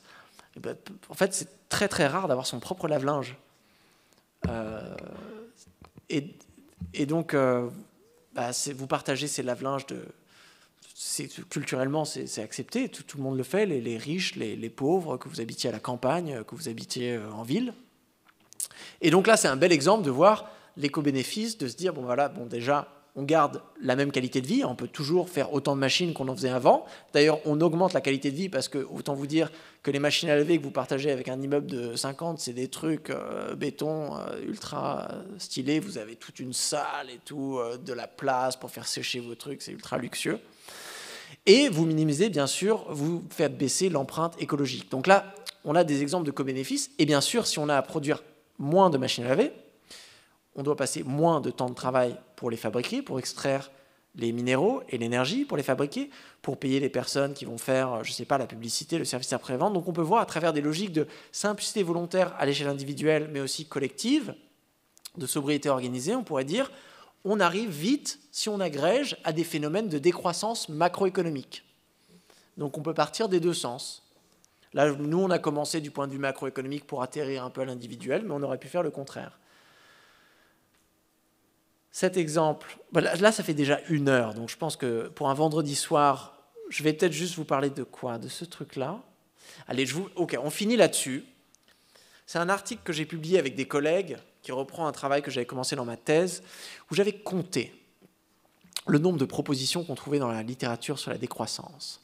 Parce que la décroissance, on peut se poser la question, c'est pour essayer d'en identifier l'essence de manière un petit peu plus concrète, on peut regarder les propositions et ça nous dit qu'est-ce qu'ils veulent et comment est-ce qu'ils veulent l'obtenir. Donc moi, j'avais divisé entre les buts et les objectifs, et ensuite les moyens, donc les instruments, et le chiffrage de ces instruments. Donc je veux réduire les inégalités, pour cela, je veux un salaire un maximum à 3 fois le SMIC. Voilà, c'est des propositions, par exemple, qu'on trouve dans la littérature. Il y a 9 différents designs de revenus de base. Il y a plein de politiques de réduction du temps de travail, justement, pour partager les emplois disponibles dans une économie qui va se contracter, pour éviter du chômage involontaire. Donc, il y a plein d'instruments. Aujourd'hui, je pense qu'aujourd'hui, il y a une boîte à outils qui est extrêmement bien fournie, mais il manque, et peut-être certains d'entre vous qui ont lu le livre, vous êtes restés un petit peu sur votre faim sur l'acupuncture de cette transition sociale écologique, de se dire qu'est-ce qu'on touche d'abord. Et j'avais essayé de faire ça dans le chapitre 12 de la thèse, où j'avais mobilisé des causal loop diagrams, des schémas à boucles rétroactives, qui sont en fait un outil qu'on utilise en dynamique des systèmes, technique de modélisation, pour essayer d'aller chercher justement l'interaction entre beaucoup d'éléments. Et moi, j'avais essayé d'essayer de simuler, de faire des scénarios de synergie entre tous ces changements dans la France, mais dans un pays comme la France, mais c'était ultra compliqué. Juste des petites choses simples, hein. Par exemple, si vous voulez, comme les décroissants le demandent, un revenu de base, mais qui n'est pas donné en euros, parce que sinon ça va créer des effets rebonds. Une seule partie est donnée en euros pour les personnes les plus pauvres, mais l'autre partie, et proportionnellement au fil de temps, est donnée en monnaie locale. Il vous faut des monnaies locales. En moyenne, les 82 monnaies locales qu'on a en France, il faut 2 ans entre le moment où les personnes veulent la créer et le moment où elle est en circulation. Pareil pour une éolienne. Une éolienne, c'est 7 ans. Donc, vous voyez, il y a ces trucs-là où, si vous voulez donner un revenu de base en monnaie locale, il faut d'abord avoir une monnaie locale. Pour avoir une monnaie locale, l'une des obstacles pour créer des monnaies locales, c'est que les gens n'ont pas le temps, donc il faut réduire le temps de travail, ils n'ont pas les locaux, donc il va falloir socialiser une partie du bâtiment pour qu'il y ait justement ces communs qui puissent fonctionner avec une infrastructure. Donc là, on voit que ça devient très compliqué. C'est tout un chantier intéressant. Et ça sera la fin de cette présentation. Maintenant, j'ai hâte d'entendre vos questions sur la présentation et sur Ralentir ou Périr.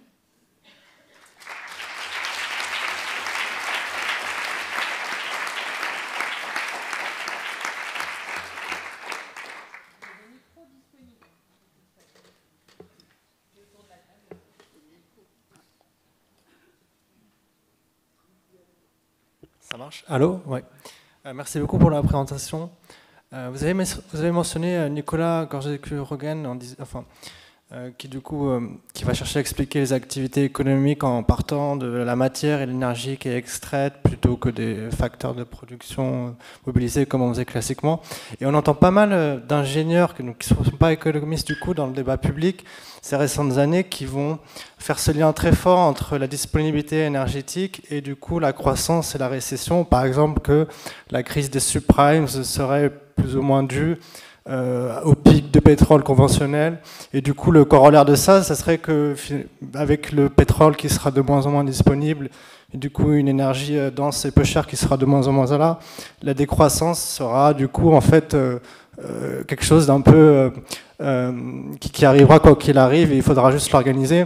Moi, quand j'entends ça, ça me paraît un peu peut-être réductionniste, mais je me dis pourquoi pas.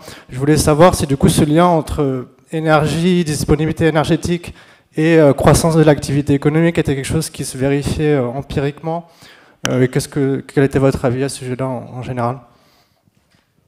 Oui, il y a un lien entre, même s'il y a des moments où il y a un découplage donc relatif, ou même parfois absolu pendant des périodes entre l'activité économique et l'utilisation de l'énergie, on comprend bien qu'aucune activité économique est possible sans énergie. J'aime beaucoup l'économiste australien Steve Keen qui nous dit qu'un travailleur sans énergie, c'est un cadavre, une machine sans énergie, c'est une sculpture. Et donc, c'est normal que macroéconomiquement, on retrouve des couplages. Alors, de temps en temps, il y a des effets statistiques.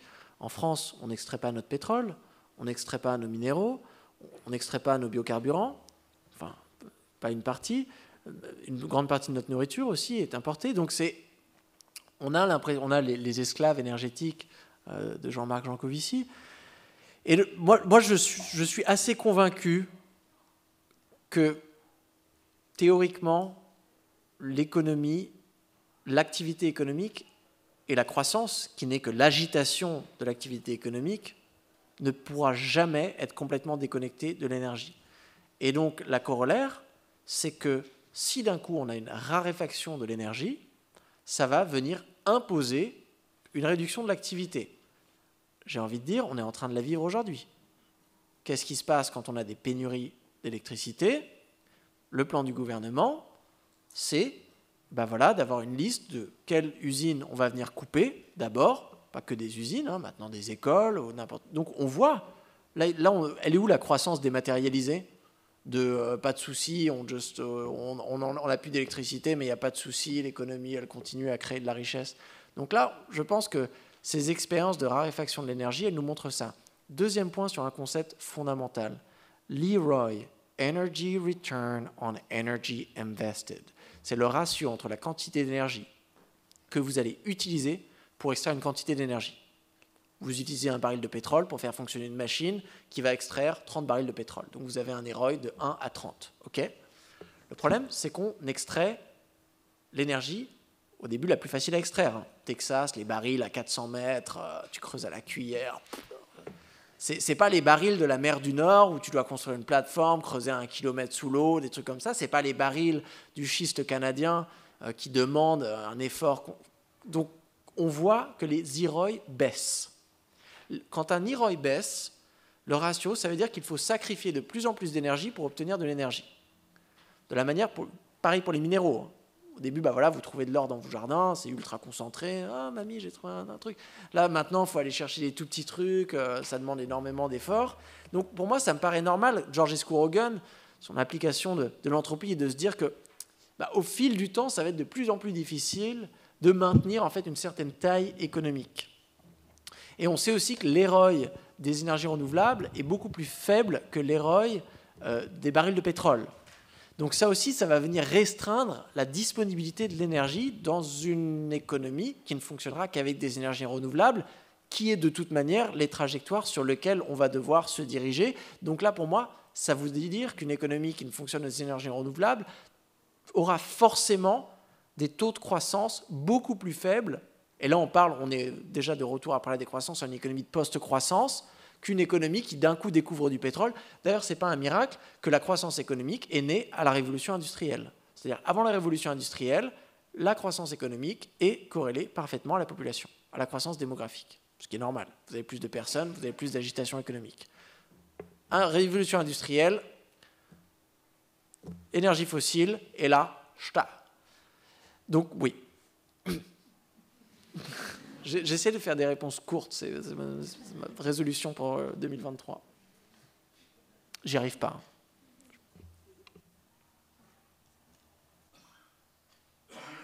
Bonsoir et merci pour votre présentation. Vous avez mentionné rapidement les communs.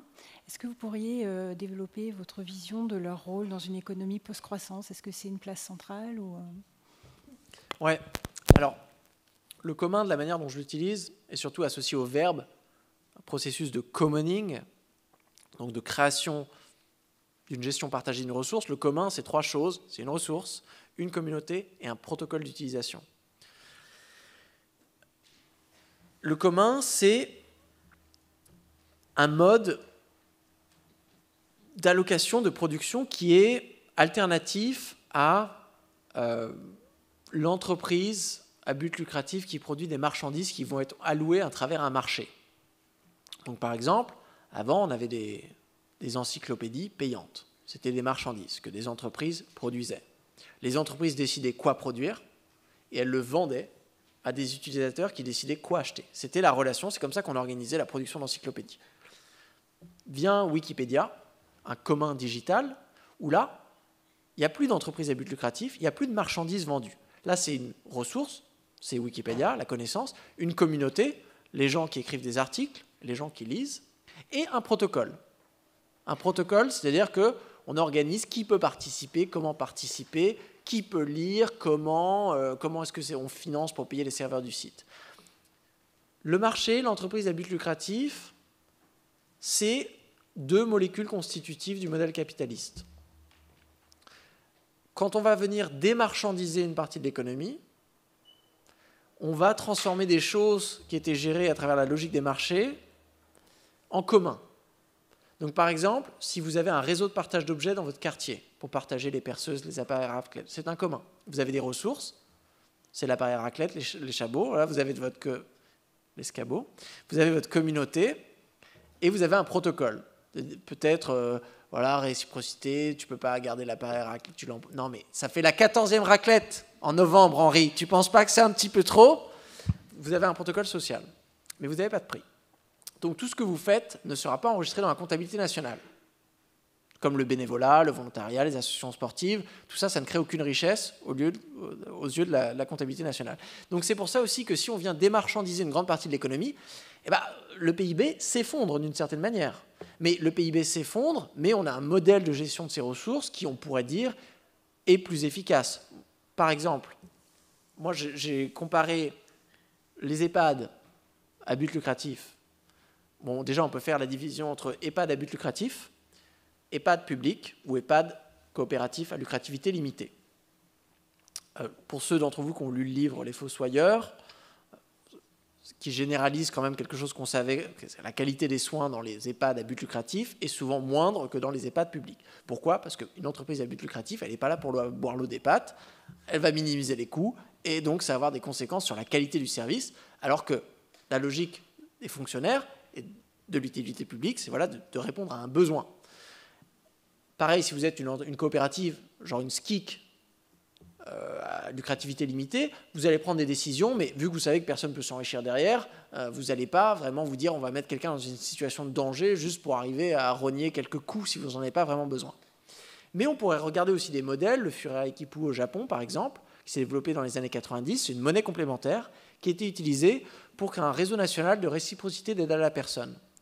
Bon, les étudiants au Japon prenaient soin de leurs grands-parents quand ils habitaient dans la même ville, mais dans les années 90, je ne sais pas, les étudiants se rendaient compte qu'ils devaient aller étudier dans une autre ville. Et donc, si je vais étudier à Tokyo, je ne peux pas prendre soin de ma grand-mère à Osaka.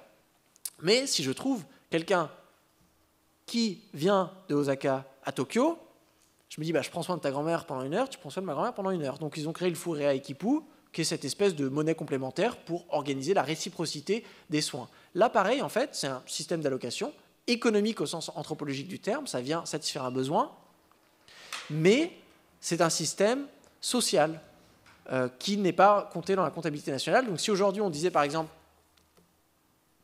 le milieu de la santé interdit d'être une entreprise à but lucratif. Donc on démarchandise tout le milieu de la santé. On verrait le PIB se réduire très fortement, de la même manière qu'on voit que le PIB par habitant lié aux activités de santé est beaucoup plus gros aux États-Unis qu'en France, alors que la santé est bien meilleure en France qu'aux États-Unis. Donc là, ça nous montre que c'est vraiment une question institutionnelle de l'organisation. Je pense qu'on pourra avoir une étape supplémentaire de se dire certaines choses qui aujourd'hui on marchandise pourraient se faire dans ce qu'on appelle de manière peut-être un petit peu dérogatoire l'économie informelle, mais une espèce d'économie sociale et solidaire partiellement démarchandisée. Donc pour moi, le rôle des communs, le commun, c'est la molécule constitutive d'une économie de la post-croissance. Donc extrêmement important. Pour la deuxième raison aussi, que le commun est un exercice de la démocratie. Donc si on admet que la décroissance, en fait, c'est ultra compliqué parce que vous vous retrouvez avec des décisions à prendre, par exemple, à l'échelle d'une ville, vous faites un plan climat, vous dites, voilà, ça c'est votre budget carbone à l'échelle de la ville, vous êtes à 180% du budget carbone, qu'est-ce qu'on fait l'année prochaine? Est-ce qu'on fait la patinoire? Est-ce qu'on fait est-ce qu'on coupe des bus? Est-ce qu'on fait ça? Est-ce qu'on a est-ce qu'on arrête de mettre de la viande dans les écoles? Il y a des décisions à prendre. Il faut des forums pour les prendre. Il faut des protocoles sociaux pour que ces décisions puissent être faites avec une démocratie la plus participative et délibérative possible.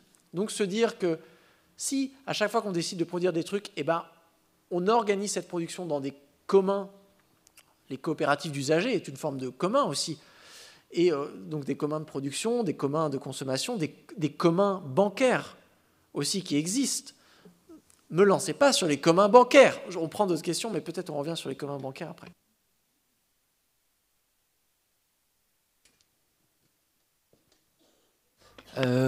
Tout d'abord, merci beaucoup pour cette présentation. Je rebondis un peu sur ce que vous venez de dire par rapport au PIB. Vous parliez de planification, de décision démocratique. Est-ce que et d'indicateurs surtout, est-ce qu'une révolution des indicateurs est nécessaire pour planifier l'économie vers la décroissance, vers une soutenabilité accrue? Je suis partagé parce que le problème, c'est que la discussion des indicateurs, ça a toujours été la salle d'attente de la transition. C'est vraiment... ah oui, non, la décroissance, je suis d'accord. C'était Nicolas Sarkozy qui avait lancé la discussion sur Beyond GDP, machin. Donc, il faut voir que dès qu'on parle de choses... Ah, pour faire la décroissance, il va falloir redistribuer les richesses. Oui, changeons le PIB. Oui, non, mais je suis d'accord. Il nous faut un meilleur indicateur. Donc les indicateurs, oui, comme logiciel d'organisation économique, c'est fondamental. Donc il va nous falloir une comptabilité d'entreprise qui puisse prendre en compte les contraintes écologiques, les contraintes sociales, avant et en priorité comparé à la viabilité économique, inverser la comptabilité d'aujourd'hui, en gros. Il va nous falloir des cadres de comptabilité nationale qui nous permettent de nous orienter dans cette transition pour faire les arbitrages, pour voir l'éco-bénéfice. Si vous prenez par exemple les budgets bien-être néo-zélandais, 65 indicateurs de bien-être présent, futur, avec des indicateurs économiques, sociaux, écologiques, enfin c'est vraiment très bien développé, et vous appliquez ça, je ne sais pas, vous faites un scénario de transition dans une ville en France. Bon, il y a des indicateurs qui sont très néo-zélandais, genre la culture maori, donc ça je ne suis pas sûr à Dunkerque ça va nous dire grand-chose, mais imaginons si une ville faisait ses budgets bien-être. Et là ensuite on fait les arbitrages. Est-ce qu'on fait la patinoire l'année prochaine ou est-ce qu'on supprime 2 lignes de bus? Et bien là... en regardant que les coûts, ça ne nous dit pas grand-chose. Alors que si on regarde le lien avec, quelle est l'empreinte matière de ça, quelle est l'empreinte hydrique, quelle est l'empreinte carbone de ces choses-là, qui prend le bus, quelle classe de consommateurs, est-ce que c'est les gens les plus modestes, est-ce qu'ils vont avoir des alternatives? Peut-être on ferme ça, on annule cet événement. Oui, ça va être une perte où on enlève la publicité, donc ça va faire baisser le revenu. Mais on voit que ça va faire augmenter quelque chose d'autre, je ne sais pas. Peut-être, on sait que la publicité est liée à l'insatisfaction et au taux de mal-être. Et donc, on voit qu'on peut se permettre de faire des arbitrages. Donc, moi, j'ai toujours tendance à dire, la discussion sur les indicateurs, on aurait dû l'avoir il y a ultra longtemps. Donc, on devrait le faire en scred et pas s'envoyer des fleurs comme quoi c'est ultra révolutionnaire. C'est genre la honte que ça n'a pas déjà été fait. Il y a une coalition de pays qui s'est lancée formés par l'Islande, le Pays de Galles, l'Écosse, la Nouvelle-Zélande et la Finlande, je crois, qui se sont engagés donc, à développer chacun leur indicateur en suivant le cadre de l'économie du bien-être. donc comme l'a fait la Nouvelle-Zélande. Donc moi, je pense qu'on devrait faire ça. C'est ce que Éloi Laurent dit depuis longtemps, avoir une convention citoyenne sur le bien-être en France, définir un nouveau cadre de comptabilité nationale, ne pas inviter les économistes, et de définir un bien-être inclusif, juste, soutenable au XXIe siècle, où la viabilité économique soit remise à sa place. Une fois qu'on a ça à l'échelle nationale, et c'est important parce que les budgets écologiques, ils sont très souvent, on a des budgets carbone qui viennent du haut vers le bas, et ensuite on a d'autres choses liées à la biodiversité qui viennent du bas vers le haut, donc il faut arriver à les connecter. Mais une fois qu'on a ça, on peut ensuite les connecter avec des budgets, quand on fait les budgets participatifs à l'échelle d'une ville, un plan climat, des choses comme ça, il faut qu'on ait un tableau de bord. Pareil pour les entreprises, pareil pour des communs qui pourront utiliser ça. Et en fait, ces logiciels nous permettent de communiquer pendant cette transition et de voir les synergies. De dire, ah bah c'est marrant, dans cette ville-là, si on construit une piste cyclable, bah ça vient connecter 2 pistes cyclables existantes. Et donc, pour vos 2 villes, ça va nous permettre de créer un réseau, des trucs comme ça. Et là, donc ça nous permet de créer des synergies, d'accélérer les choses là. Mais n'utilisons pas la question des indicateurs comme une excuse pour ne pas faire des choses que nous savons déjà comment faire, redistribution des richesses par exemple, réduction du temps de travail, salaire maximum, la sortie des énergies fossiles, l'interdiction du développement de nouveaux puits, d'exploration pétrolifère, de choses comme ça. Donc ça, on peut déjà le faire, on n'a pas besoin d'avoir un cadran. Parce que souvent, et je termine avec ça, les économistes, ils sont marrants. Et quand on parle de transition écologique, on a vraiment l'impression que l'économie, c'est la tour Jenga, et tu es là, tu dis oui, on va mettre un salaire maximum, ils sont là, wow, tu fais ça, ça va s'effondrer, mec. Alors que ça ne marche pas comme ça. Enfin, moi, je dis ça. L'économie, en fait, on la modifie tous les jours de 1000 manières, même les politiques économiques, il y en a constamment. Donc là, ce n'est pas comme si on allait faire une transition, on allait faire un ajout d'une manière ou d'une autre. Il va falloir avoir des modifications et apprendre de ces modifications. Et le plus on a musclé notre démocratie, le plus on va pouvoir être réflexif sur ces choses-là et de se dire, ah bah tiens, budget participatif du 2e semestre de cette ville, ok, on a supprimé la publicité, ça a fait baisser les revenus, machin, on peut voir commence à voir les impacts. Est-ce qu'on est content? Est-ce que ça marche bien ou est-ce qu'on ramène de la publicité? Si oui, pour quelles entreprises? Où? On décide, on fait comme ça. Et ces retours de la réalité, je pense c'est de ces retours de la réalité qu'on va penser à des indicateurs. Donc là, on va se dire, ok, c'est quoi l'impact sur, je ne sais pas, est-ce que les pédibus ont réduit vous posez une question comme ça, on n'a pas d'indicateur là-dessus. Donc là, il va falloir... Le problème des indicateurs, c'est un traitement très technocratique de la transition. Il a tort de demander...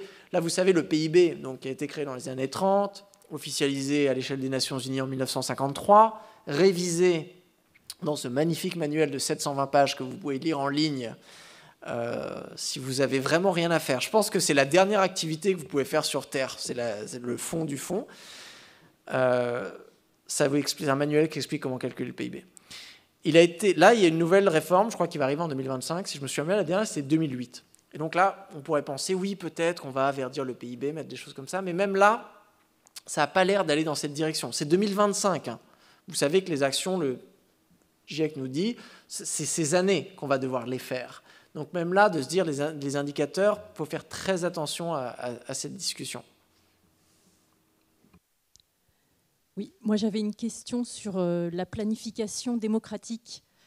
Je reste un petit peu sur ma faim dans le livre, alors peut-être qu'il faut que je me plonge dans la thèse, mais finalement, comment on fait ce choix de ce qui va être utile ou pas démocratiquement?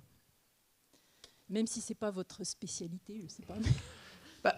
Ce choix, il est fait à plein de niveaux dans l'économie. Donc déjà, vous avez... En France, il y a 4,5 millions d'entreprises. Chaque entreprise se pose la question quoi produire, comment produire. Okay ? Dans une économie capitaliste de croissance, ces entreprises, majoritairement à but lucratif, vont choisir quoi produire en fonction de qu'est-ce que je vais produire que je vais pouvoir vendre. Et pas vendre qu'est-ce que je vais produire et je vais pouvoir vendre tout en faisant un bénéfice. Donc là, déjà, ça vient réduire l'éventail des possibles. Donc pour moi, et ces décisions, on s'en rend compte, sont prises par une minorité de personnes.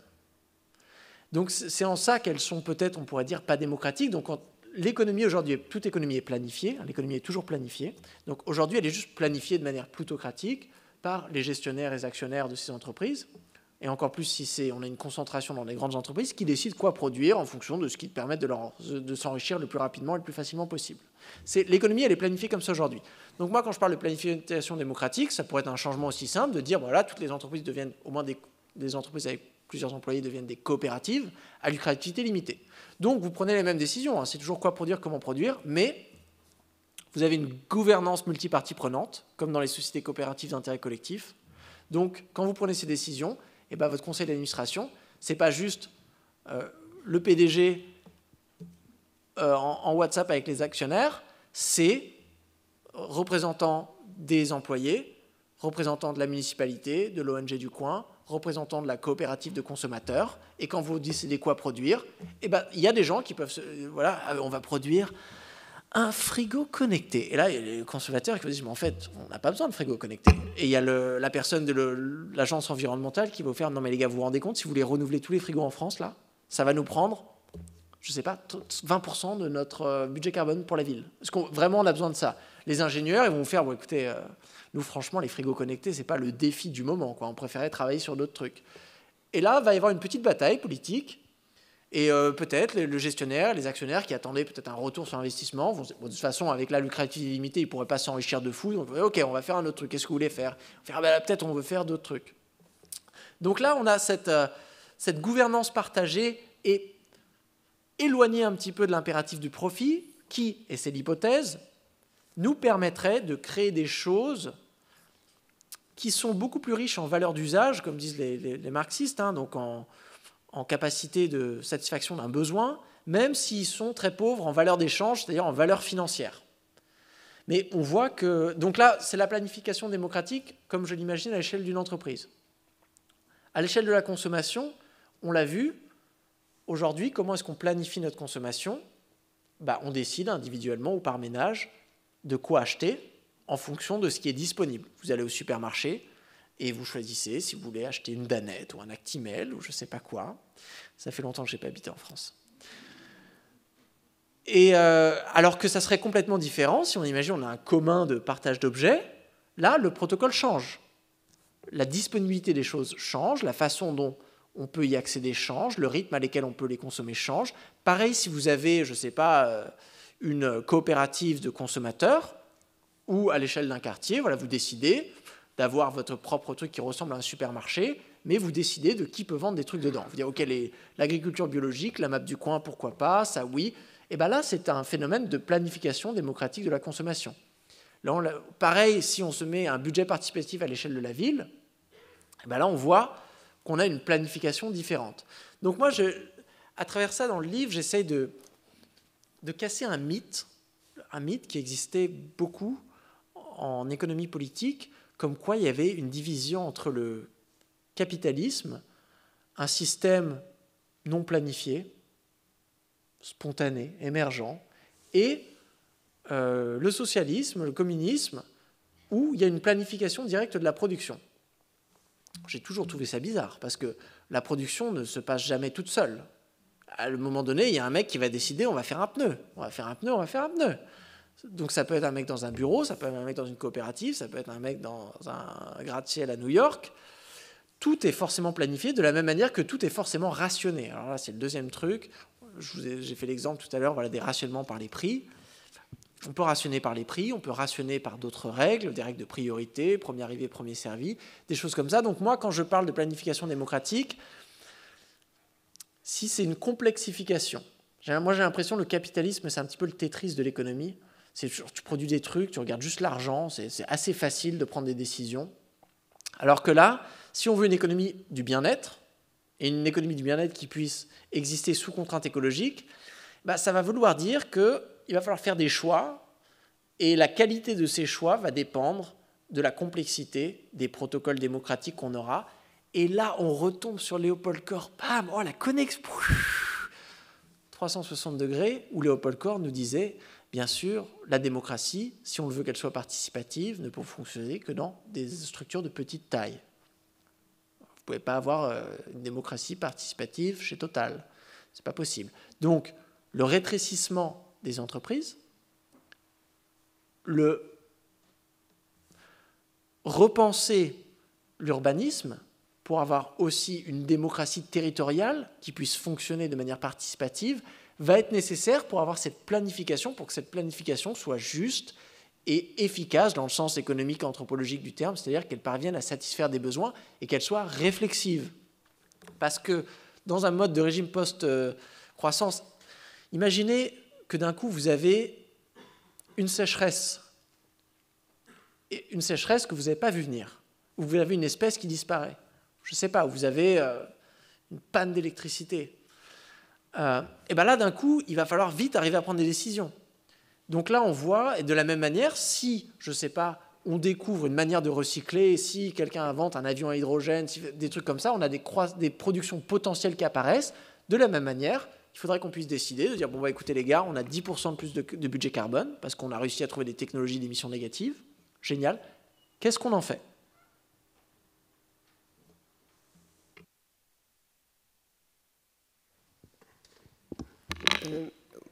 Oui, merci. Je n'ai pas encore lu votre livre, mais la réflexion que je me fais, c'est que je ne sais pas si vous voulez, entre la 5G, utiliser la 5G et puis refaire laver mon linge à la main comme le faisait ma grand-mère, je ne sais pas ce qu'il faut choisir. J'ai l'impression qu'on passe vraiment d'un état à un autre complètement. Et par rapport aux indicateurs, qu'est-ce que vous pensez des indicateurs qui se mettent en place, article 6, article 8, article 9 sur les entreprises, qui conduiront peut-être, avec un classement comme ça des entreprises, de boycott, puisqu'on va être obligé de les classer, elles seront peut-être boycottées. Donc est-ce que ceci, vous ne les appelez pas des indicateurs aussi? Et au bout de tout ça, je crains un petit peu le chômage aussi, peut-être, dans votre modèle. C'est plein de réflexions, excusez-moi, elles ne sont pas très ordonnées. Il n'y a pas de souci. Alors, moi, oui, dans tous les cas, il va falloir qu'on ait des indicateurs à l'échelle des entreprises pour pouvoir faire ce que mes collègues de la redirection écologique appellent des protocoles de renoncement. Ce qui m'inquiète, moi, aujourd'hui, c'est que les données environnementales sont ultra difficiles à obtenir. C'est-à-dire que même sur les empreintes carbone, sur des très grandes entreprises, en France, les plus grandes et les plus polluantes, qui ont les meilleurs budgets pour les calculer, elles n'ont pas des données exceptionnelles. Et c'est des données assez statiques. C'est-à-dire que vous ne pouvez pas Pareil, si vous faites un plan de climat pour une ville, ça coûte très cher. Vous n'avez pas vos données carbone 3 fois par an. Et vous pouvez évoluer. Non, vous le faites une fois. Et donc, moi, je me dis, là, dans les années qui vont venir, ça va être ultra difficile de faire du renoncement avec des données très fines. Donc ça nous amène à se dire que le renoncement, on peut le faire en fonction des empreintes carbone et en fonction des empreintes bien-être. Donc de se dire... Par exemple, la publicité, c'est un choix assez facile. Des villes qui se disent, bon là, ou l'obsolescence programmée, ou des choses comme ça, où on peut identifier certaines choses, les voitures surdimensionnées en étant un bel exemple, peu importe l'empreinte écologique d'un SUV, qu'on sait, elle est plus grande que celle d'une voiture plus petite, on peut assez facilement, en fonction de la logique des empreintes bien-être, se dire, on va privilégier les voitures plus faibles. Donc là, je pense que c'est des petits tours de passe-passe pour avoir des phénomènes de renoncement dès aujourd'hui, avant d'avoir une comptabilité d'entreprise liée à des politiques nationales d'organisation industrielle qui nous permettront vraiment d'avoir des renoncements précis. La question, alors, pas besoin de revenir au lavage à la main. Si on partage les machines à laver. Moi, je dis ça, voilà, là, c'est une question de discernement technologique. Et c'est vraiment la seule différence, le seul vrai point commun qu'il y a entre les Amish et la décroissance, c'est que les Amish ont un protocole de discernement technologique ultra sophistiqué. Je ne dis pas que ça prend des bonnes décisions, vu qu'ils en arrivent à interdire des voitures ou des choses en fonction de la couleur, ou interdire l'usage du vélo parce que ça vous permet d'échapper à votre famille. Mais au moins, dès qu'il y a une nouvelle technologie, on se pose la question de ah ok, nouvelle technologie, est-ce que c'est utile? Est-ce que ça vient satisfaire un besoin? Est-ce que ça a des risques? Donc là, aujourd'hui, c'est de se poser la question, quelles sont les technologies qu'on veut garder, qui sont absolument essentielles? Bon, la 5G pour les opérations chirurgicales à distance, je veux bien. Pour mater Netflix dans le bus, peut-être pas la priorité. Pareil pour les SUV, on a vu, haute montagne, ok, d'autres choses. Donc là, et se dire que certaines technologies peuvent être mieux partager aussi. Donc là, bon, c'était le point. Je l'ai déjà fait. Je passe juste un petit point sur le chômage. Alors, réponse théorique du macroéconomiste. La macroéconomie, c'est ultra facile, hein, parce que vous avez toujours toute l'économie ensemble. Vous contractez la production, il faut produire moins. Donc, le volume de travail nécessaire pour produire baisse. Donc, vous baissez de manière proportionnelle le temps de travail. Si on produit moitié moins, on baisse de moitié le temps de travail. On partage les emplois. Comme ça, on ne crée pas de chômage. Là, ça, c'est pour ça qu'on ne peut pas faire de décroissance sans réduction du temps de travail. Après, ça se complexifie. Ça se complexifie parce qu'il y a des transitions qui vont changer la productivité horaire, qui est un grand facteur aussi déterminant du taux d'emploi. Donc, l'agriculture sans pétrole, c'est une agriculture avec beaucoup plus de travail. Donc là, on voit que ça va, la productivité horaire va beaucoup baisser, ce qui va demander une création de beaucoup d'emplois dans l'agriculture. D'un autre côté, il y a certains secteurs qui vont disparaître. Je ne sais pas, la publicité. Là, si d'un coup vous arrêtez d'en faire, vous n'avez plus besoin d'avoir de publicitaire. Donc il va falloir équilibrer ces choses-là. Mais moi, j'aime beaucoup cette idée d'équilibrer à travers la réduction du temps de travail, qui peut se faire dans le respect dans un esprit de justice sociale, c'est-à-dire réduction du temps de travail avec maintien du salaire pour les employés avec des bas salaires, ce qui revient à valoriser leur salaire, et une réduction du temps de travail proportionnelle à une baisse de salaire pour les gens au milieu, et plus que proportionnelle pour les très hauts salaires, pour s'aligner par exemple avec une politique de salaire maximum. Donc, moi, vraiment, le chômage, je ne vois pas ça comme... C'est un problème de design dans la transition. Bien sûr, si on ne fait rien, ça va sûrement créer des problèmes. Mais si on s'équipe, et qu'est-ce que je veux dire par s'équiper? Donc, une politique nationale de réduction de temps de travail permettrait de s'adapter. Une autre chose, c'est la garantie de l'emploi. Donc, en France, par exemple, avec les initiatives des territoires zéro chômeur de longue durée et des coopératives à but d'emploi, de se dire, voilà, le travail, aujourd'hui, c'est une marchandise créée par des mouvements de marché. Donc moi, par exemple, quand j'ai terminé ma thèse, j'étais au chômage au début, et je voulais écrire des articles Wikipédia pour pouvoir traduire les trucs de ma thèse sur Wikipédia, et je voulais faire des podcasts, je voulais expliquer, je voulais faire des événements, voilà. Personne ne voulait me payer. Le marché français n'avait pas de position pour me payer pour faire cela. Si j'avais voulu minimiser le chômage en France, j'aurais traversé la rue, je serais allé chez McDonald's, j'aurais pris un boulot. Au sens de la comptabilité nationale, j'aurais fait plus de croissance qu'en écrivant mes articles Wikipédia. Donc on voit bien ici que le mécanisme de marché n'est pas du tout adapté pour une économie du bien-être et donc des valeurs d'usage. Alors que la garantie de l'emploi et les territoires zéro chômeur de longue durée, je ne sais pas si vous connaissez le mécanisme, c'est un commun de l'emploi en fait, plutôt même un commun d'activité. Au sein du territoire, vous rassemblez tous les acteurs, enfin des représentants des acteurs, des entreprises, de la municipalité, et les demandeurs d'emploi. Vous faites une liste de tous les besoins insatisfaits du territoire. Et vous faites une liste de toutes les aspirations et les compétences des demandeurs d'emploi. Et ensuite, vous faites du matching. Et là, en fait, en faisant ça, on a une économie qui se concentre sur les valeurs d'usage. Et là, ensuite, comment le financer, c'est la question après. On s'en fiche. C'est d'abord, est-ce que c'est soutenable? Ok, on le fait. Est-ce que c'est socialement utile? Trop bien. Et ensuite, on s'arrange financièrement pour arriver à le financer. C'est dans ce sens-là. Alors qu'aujourd'hui, dans le marché, c'est voilà, pour créer un emploi, il faut de l'argent. Ensuite, vous pouvez demander à faire n'importe quel bullshit job, on s'en fout, ça peut être ultra polluant, à partir du moment où vous arrivez à payer le salaire de la personne. Donc là, on voit, la question du chômage va demander quand même une révolution complète de la manière dont on pense le travail, donc du travail salarié, qui n'est qu'une grande partie de l'activité économique, enfin de l'activité dans le sens individuel, de nos activités, et aussi donc changer les institutions autour qui nous permettent de l'organiser. Et ça, je vous renvoie vers les ouvrages de Dominique Méda, qui est absolument incontournable en France sur ces questions.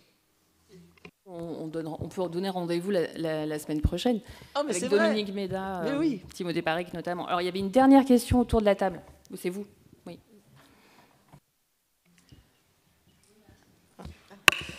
Bonsoir. En fait, j'ai deux questions. Oui. Alors, j'ai une première question. Ça rebondit un petit peu sur ce que vous venez d'évoquer. Moi, je voulais parler justement de la valeur travail. Alors, pas forcément dans ce que vous expliquez sur la répartition du travail, mais dans le livre, vous évoquez qu'il faut taxer les bénéfices, il faut taxer les rentes, il faut taxer l'héritage. Et aujourd'hui, j'ai un petit peu du mal à pas accepter, mais pour moi, en fait, ça veut dire que la valeur travail perd en fait il y a une perte quelque part par rapport à des gens qui vont travailler pour justement acquérir un bien ou éventuellement pour pouvoir après le céder à leurs enfants. Et là, je me dis, on travaille pour acquérir quelque chose, mais qui va être taxé. Et donc voilà, sur cette notion-là, c'était ma première question. Et ma deuxième question concerne plus en fait l'humain en fait au milieu de tout ce que vous exposez. L'être humain, tout ce que vous exposez, il y a beaucoup de bienveillance, beaucoup de solidarité. Peut-être que je ne sais pas si j'ai vraiment confiance dans l'être humain, mais peut-être que j'ai pas complètement confiance et je me demande comment justement l'humain, avec le côté un peu la vision lucrative, la cupidité, on se compare aux autres, on veut toujours plus, on profite, et je me demande comment on arrive à intégrer l'humain dans tout ce que vous présentez. Voilà, merci. Sur le premier point, déjà, il faut différencier le salaire des revenus. Enfin, le salaire, c'est le revenu du travail. Et ensuite, il y a des revenus de rente qui sont liés à une répartition inégale des richesses. Donc, moi, je peux comprendre justement de se dire qu'une meilleure distribution de la division de la valeur ajoutée entre les revenus pour le capital et les revenus pour le travail, sous la forme des salaires, ça viendrait dans le sens de cette valeur travail. Ça, c'est le premier point. Ensuite, sur la taxation de la richesse, rien ne nous empêche de la rendre extrêmement progressive. C'est-à-dire qu'aujourd'hui, c'est quelque chose d'assez bizarre. La plupart des gens sont contre la taxation de l'héritage en France, même si la plupart des gens ne sont pas taxés sur leur héritage en France. Parce que, donc vous êtes exonéré de taxes 100 000 € de legs par enfant. Et ensuite, bien sûr, c'est un barème progressif qui monte. Donc, la plupart des gens n'ont pas ce genre d'héritage. Donc, là, je pense qu'on a aussi... Des gens projettent des espèces d'aspirations qui sont aussi liées, je pense, à la croissance, de se dire... Oui, moi, je suis contre l'héritage parce que je m'imagine un jour, quand je serai millionnaire, j'ai pas envie qu'on me vole mon argent. C'est la première chose. Je me dis, on a regardé les quantités d'énergie disponibles, je pense que tu ne seras jamais millionnaire.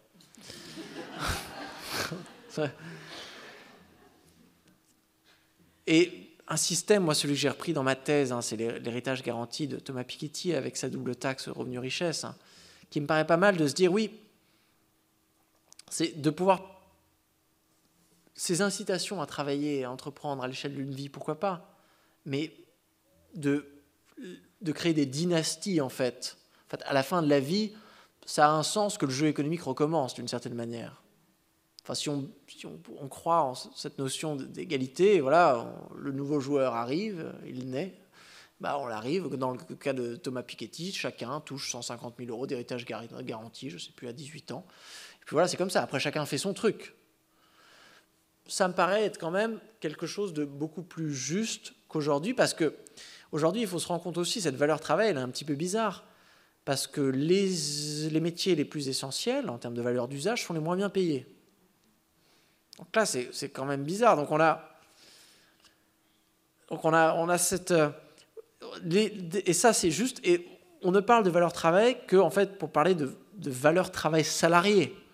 Moi, je travaille beaucoup avec des cadres qu'on dit d'économie féministe, où je regarde la production sous 24 heures, donc la totalité de nos activités, comme un sociologue. Et on se rend compte qu'en fait, il y a énormément de travail qui existe en dehors de la sphère monétaire, parfois du travail, qu'on dit reproductif en économie féministe, qui a beaucoup plus de valeur d'usage que ce qui peut être fait sur le marché salarié. Et donc là, moi, j'aurais un petit peu peur de se dire, le salaire ou même le revenu, c'est l'incitation qui va dire aux gens quoi faire comme boulot, alors que si justement on avait ces espèces de garde-fous de dire revenu minimum garanti, richesse minimum garantie, revenu maximum, richesse maximum, bah là, on pourrait faire différents choix. Il y aurait quand même un spectre des inégalités, mais qui serait contrôlé. En fait, c'est juste, on ne pourrait jamais tomber en dessous du filet dans une situation de pauvreté dangereuse, et on ne pourra jamais dépasser un seuil qui voudrait dire qu'on atteint un pouvoir antidémocratique sur les autres. Donc, dans ce cas-là, c'est vraiment, on reste sur l'échelle du progressif. Sur la nature humaine, alors, ce que j'ai appris pendant les 10 ans que j'ai passé sur Terre, sur votre espèce, non, je plaisante, ça le... franchement, je sais, en tant que scientifique du social, il est tard, hein, j'ai une longue journée. Je sais pas, je vois quand même, même l'économie française, quand on se balade dans les SCIC de l'économie sociale et solidaire, comparé aux entreprises du CAC 40, on a vraiment des modèles de fonctionnement, des mentalités, des protocoles sociaux d'organisation ultra différents. Pareil sur des villes en transition, des éco-villages qui sont dotés de communs de partage, de monnaie locale et tout, qui développent des mentalités ultra sympas, solidaires, du partage. Et d'un autre côté, vous allez dans une autre ville qui a eu une autre expérience, et là, qui a renforcé l'esprit de la compétition, de l'égoïsme. Donc moi, peut-être naïvement, hein, on va me dire, mais quand je pars, vu que ça a été ce que j'essaie de faire dans le livre, d'essayer de designer une économie, je ne pars pas d'une nature humaine qui est fixe. Je me dis, justement, quelles institutions vont faire en sorte que quand on se retrouve dans une situation, et on va plutôt du côté de la solidarité que du côté de l'exploitation. On voit qu'on a les deux spectres aujourd'hui. Et donc, il faut juste arriver à trouver les choses, le contexte qui fera qu'on sera plus à même de coopérer que le contraire. Peut-être un peu décevant. La chose que je rajouterais aussi, c'est la prophétie autoréalisatrice, la puissance de l'utopie, de se dire que ces questions sur la nature humaine, elles ne seront jamais résolues. Mais j'ai l'impression qu'on s'enferme un petit peu dans une prophétie autoréalisatrice quand on se raconte l'histoire de l'être humain comme un être individualiste, avare, cupide.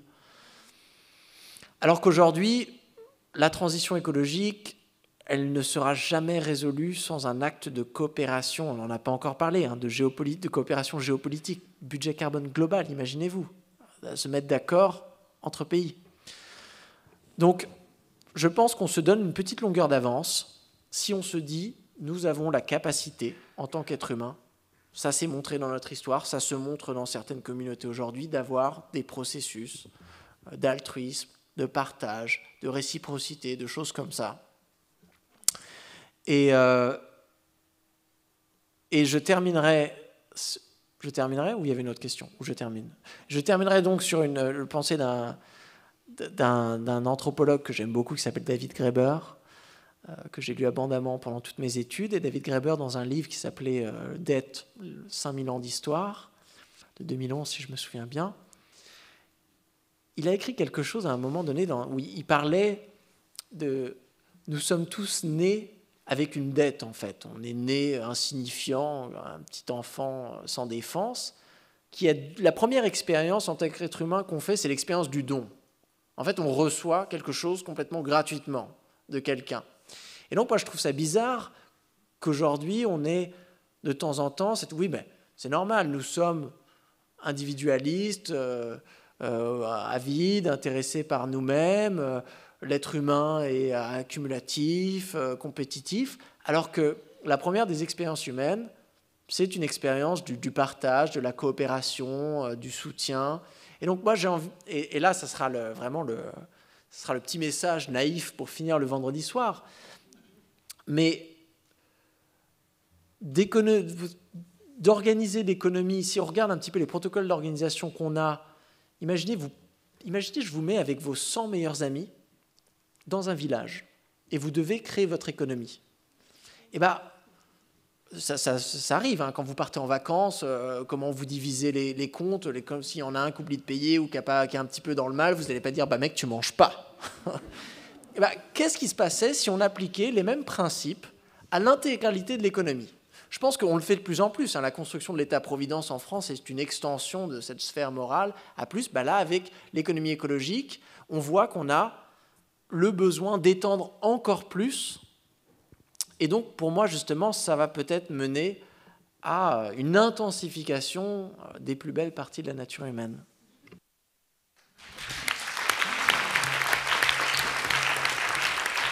Merci. Alors, désolé pour les quelques questions qui restaient, mais Monsieur Parryk est de nouveau là vendredi prochain. Donc, je vous incite vivement à revenir dans le cadre d'une table ronde sur la décroissance ou les limites de la décroissance. Son ouvrage vous est présenté là-bas à la sortie, si jamais il a davantage encore réveillé ou éveillé des envies de le lire, mais je pense que beaucoup l'ont déjà fait. Merci. Il nous reste à vous remercier, Monsieur Parryk, de votre disponibilité, d'avoir répondu à nos questions, à toutes ces questions. Avec grand plaisir. Et surtout d'avoir fini sur une note très positive, un vendredi soir, comme vous dites. Oui. En matière d'écologie, c'est pas toujours facile. Donc, merci beaucoup encore. Avec plaisir.